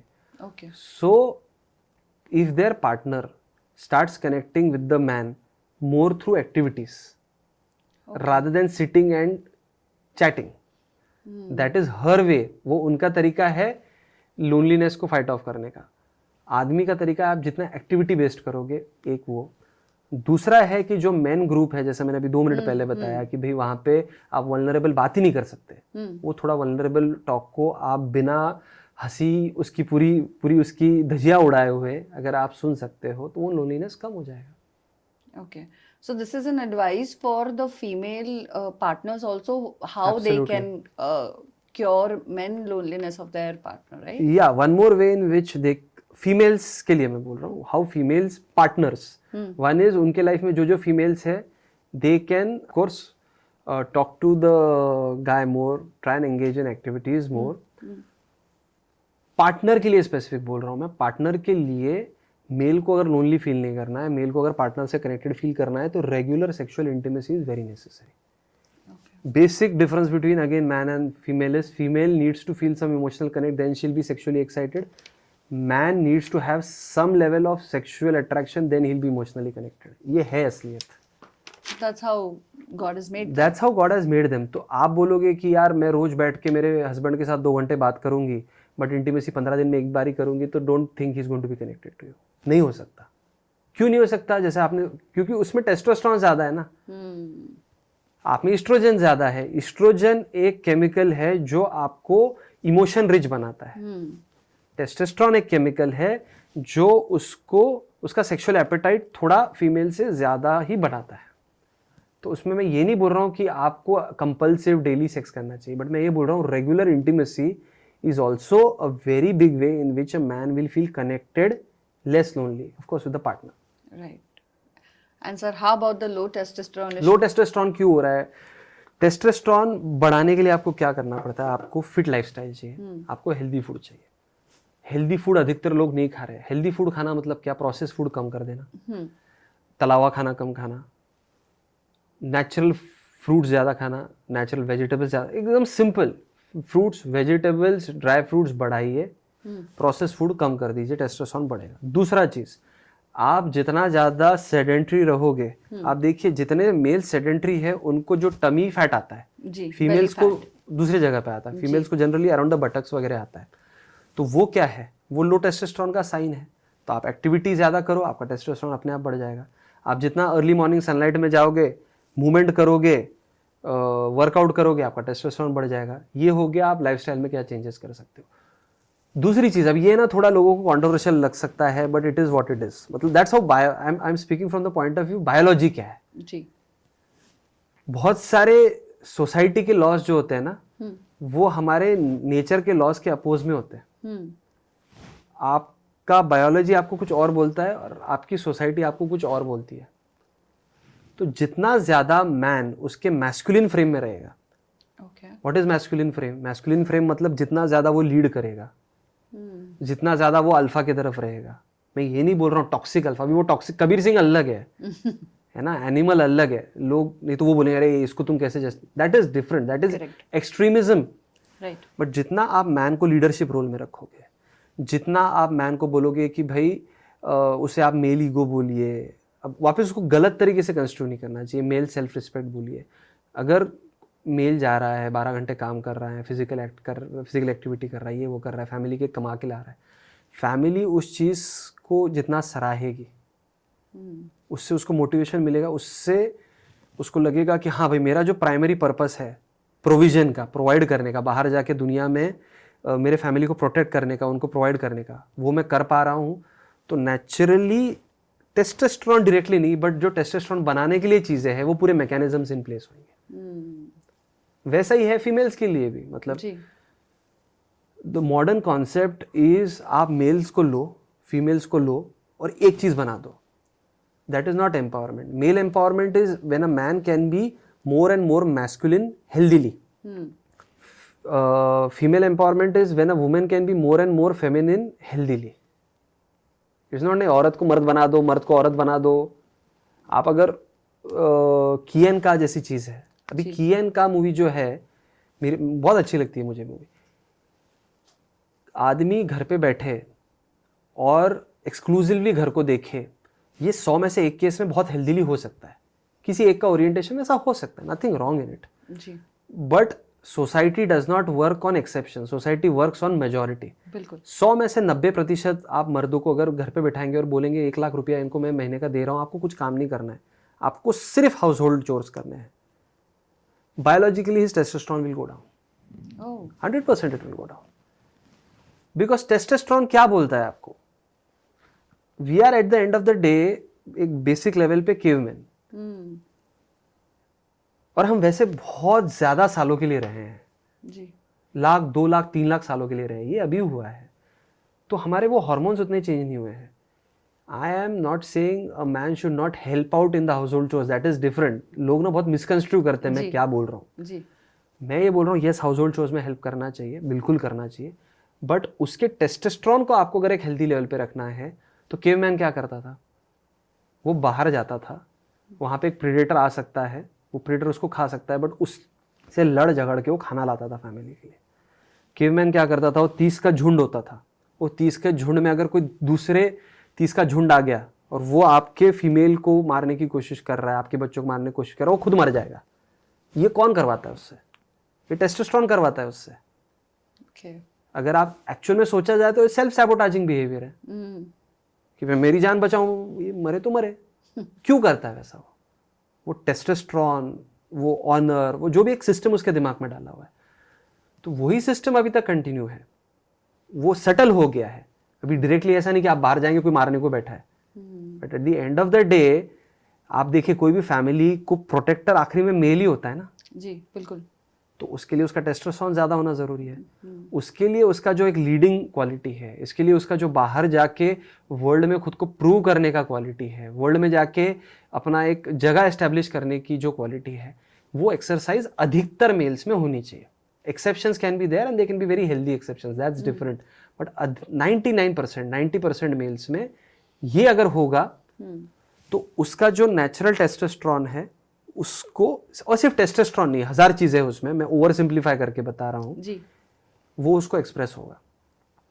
तो at behavioural level that will help. But इसका मतलब ये बिल्कुल नहीं है कि आप घर पे आओ और घर पे शहंशाह की तरह लेट जाओ और कुछ काम ना करो, मैं ये नहीं बोल रहा हूँ, ये बिल्कुल मैं नहीं बोल रहा हूँ। आई एम सेइंग वो जो लेकिन बेसिक चीज़ है उसको एटलीस्ट सराहना ज़रूरी है। जैसे आप अगर फीमेल्स की बात करें, फीमेल्स को आप बोलेंगे वर्किंग वुमेन है, बाहर जाना चाहिए, बिल्कुल जाना चाहिए, काम करना चाहिए, बिल्कुल करना चाहिए, बहुत एकदम शिखर पे पहुंचना चाहिए अपने करियर के, बिल्कुल पहुंचना चाहिए। बट सिर्फ उतना अगर लेडी करेगी और जो दिवाली है, दसरा है, ईद है, ये है वो है, उस पर वो साड़ी पहन के सजेगी नहीं, ये नहीं वो नहीं। आप 10 साल कोई भी फीमेल को सिर्फ एक वो रोल में करने दो, बाहर के रोल में, विदाउट द तड़का of her feminine coming out, बीच बीच में अगर नहीं आएगा ना, she will not be happy. True, because वो इस्ट्रोजन मांगता है कि आई शुड लुक ब्यूटिफुल, वो इस्ट्रोजन बोलता है कि I should look this way, I should dress up, I should feel this way, I should feel delicate, I should feel cared for. तो उसको भी एक स्पेस चाहिए। इसका मतलब ये नहीं सिर्फ वही करो, मेल्स पे भी वही अप्लाई होता है। इसका मतलब मैं ये नहीं बोल रहा हूँ कि भाई घर का नहीं करना चाहिए, मैं बोल रहा हूँ घर का भी करना चाहिए, बट ये एक जो चीज़ है ये अधिकतर लोगों के लिए इम्पेरेटिव है, ये होनी चाहिए। ऐसे ही महिला के लिए बाहर जाके बढ़िया काम करना बहुत ही बढ़िया चीज़ है, but at the same time उनका जो एक बेसिक बायोलॉजी है जिसमें उनका जो फेमिनिननेस है वो बाहर आना चाहिए, वो होना ही चाहिए। Very right sir. इस जो हमने मेल फीमेल का पूरा एनालॉजी भी यहाँ पर लिया, एक और चीज़ जो बहुत ज़्यादा अफेक्ट करती है, आप साइकियाट्रिस्ट हैं तो you see a lot of couple relationship issues also coming to you. So anger is one of the most dangerous emotion they say, and it is also so destructive that it can destroy a person and a relationship. Correct. So how does, पहली बात तो कुछ लोग ऐसे होते हैं जिनको गुस्सा बहुत ज़्यादा आता है, बहुत जल्दी आता है, हर एक बात पर आता है। एक what is the reason behind that, and secondly how a person can manage his anger? It's a very big topic ma'am, और एक पॉडकास्ट करना पड़ेगा उस पर। बट जनरली जब हम एंगर की बात करते हैं, एक होता है जस्टिफाइड एंगर, एक होता है unjustified anger. Natural, one of the natural emotions है, तो गुस्सा होना ही नहीं चाहिए, ये गलत बात है। कौन सा सिचुएशन है, कंटेक्स्ट क्या है और कौन से कंटेक्स्ट में आप कितना गुस्सा हो रहे हो। प्रॉब्लम इतना बड़ा है, आप थोड़ा सा गुस्सा हो रहे हो, उसको सही तरीके से चैनलाइज कर रहे हो तो वो गुस्सा उसमें कोई गलत बात नहीं है। मतलब मुझे अगर कोई बहुत गाली दे, बहुत ये करे, बहुत वो करे, तो थोड़ा सा गुस्सा आना एक जायज़ सी फीलिंग है। उसको अब मैं चैनलाइज कैसे करूँ वो इम्पॉर्टेंट है। दूसरा है जो प्रॉब्लमैटिक एंगर आउटबर्स्ट, हर छोटी बात पे गुस्सा आना। गुस्सा एक बार आ गया तो दिनों दिनों तक गुस्सा रहना, तो generally it could be personality disorder होता है। ऐसा होता है कि आपके चाइल्डहुड ट्रॉमाज है जो आपने प्रोसेस नहीं किए, और ऐसी कोई भी चीज़ होती है जो आपके चाइल्डहुड ट्रॉमा को रिजेंबल कर रही है तो आपका एग्जैजरेटेड रिस्पॉन्स आता है। फिर बहुत सारे लोगों को जिनको गुस्सा का प्रॉब्लम होता है, ये देखते हैं कि भाई इनको एडिक्शन का भी प्रॉब्लम है उसके साथ, नींद का प्रॉब्लम है उसके साथ। So we can't put it into a box. गुस्सा इन इटसेल्फ या फिर अनजस्टिफाइड गुस्सा या आउट ऑफ प्रपोर्शन, बहुत ही ज़्यादा बेबुनियादी गुस्सा जो हम बोलते हैं, उसको स्टडी करना पड़ता है कि भाई इन दिस पर्सन वो क्यों हो रहा है, और उसके इन नंबर ऑफ रीजंस है। Correct. Yeah. But then that is also the major cause. One of the major causes for relationship issues. There are 100 different causes. गुस्सा है, इनफिडेलिटी है, मेरा सामने वाला व्यक्ति मेरे को समझ में नहीं आ रहा है या मुझे समझ के नहीं लेता, ये एक और रीज़न है। लैक ऑफ सेक्शुअल रिलेशंस एक बहुत बड़ा रीज़न है।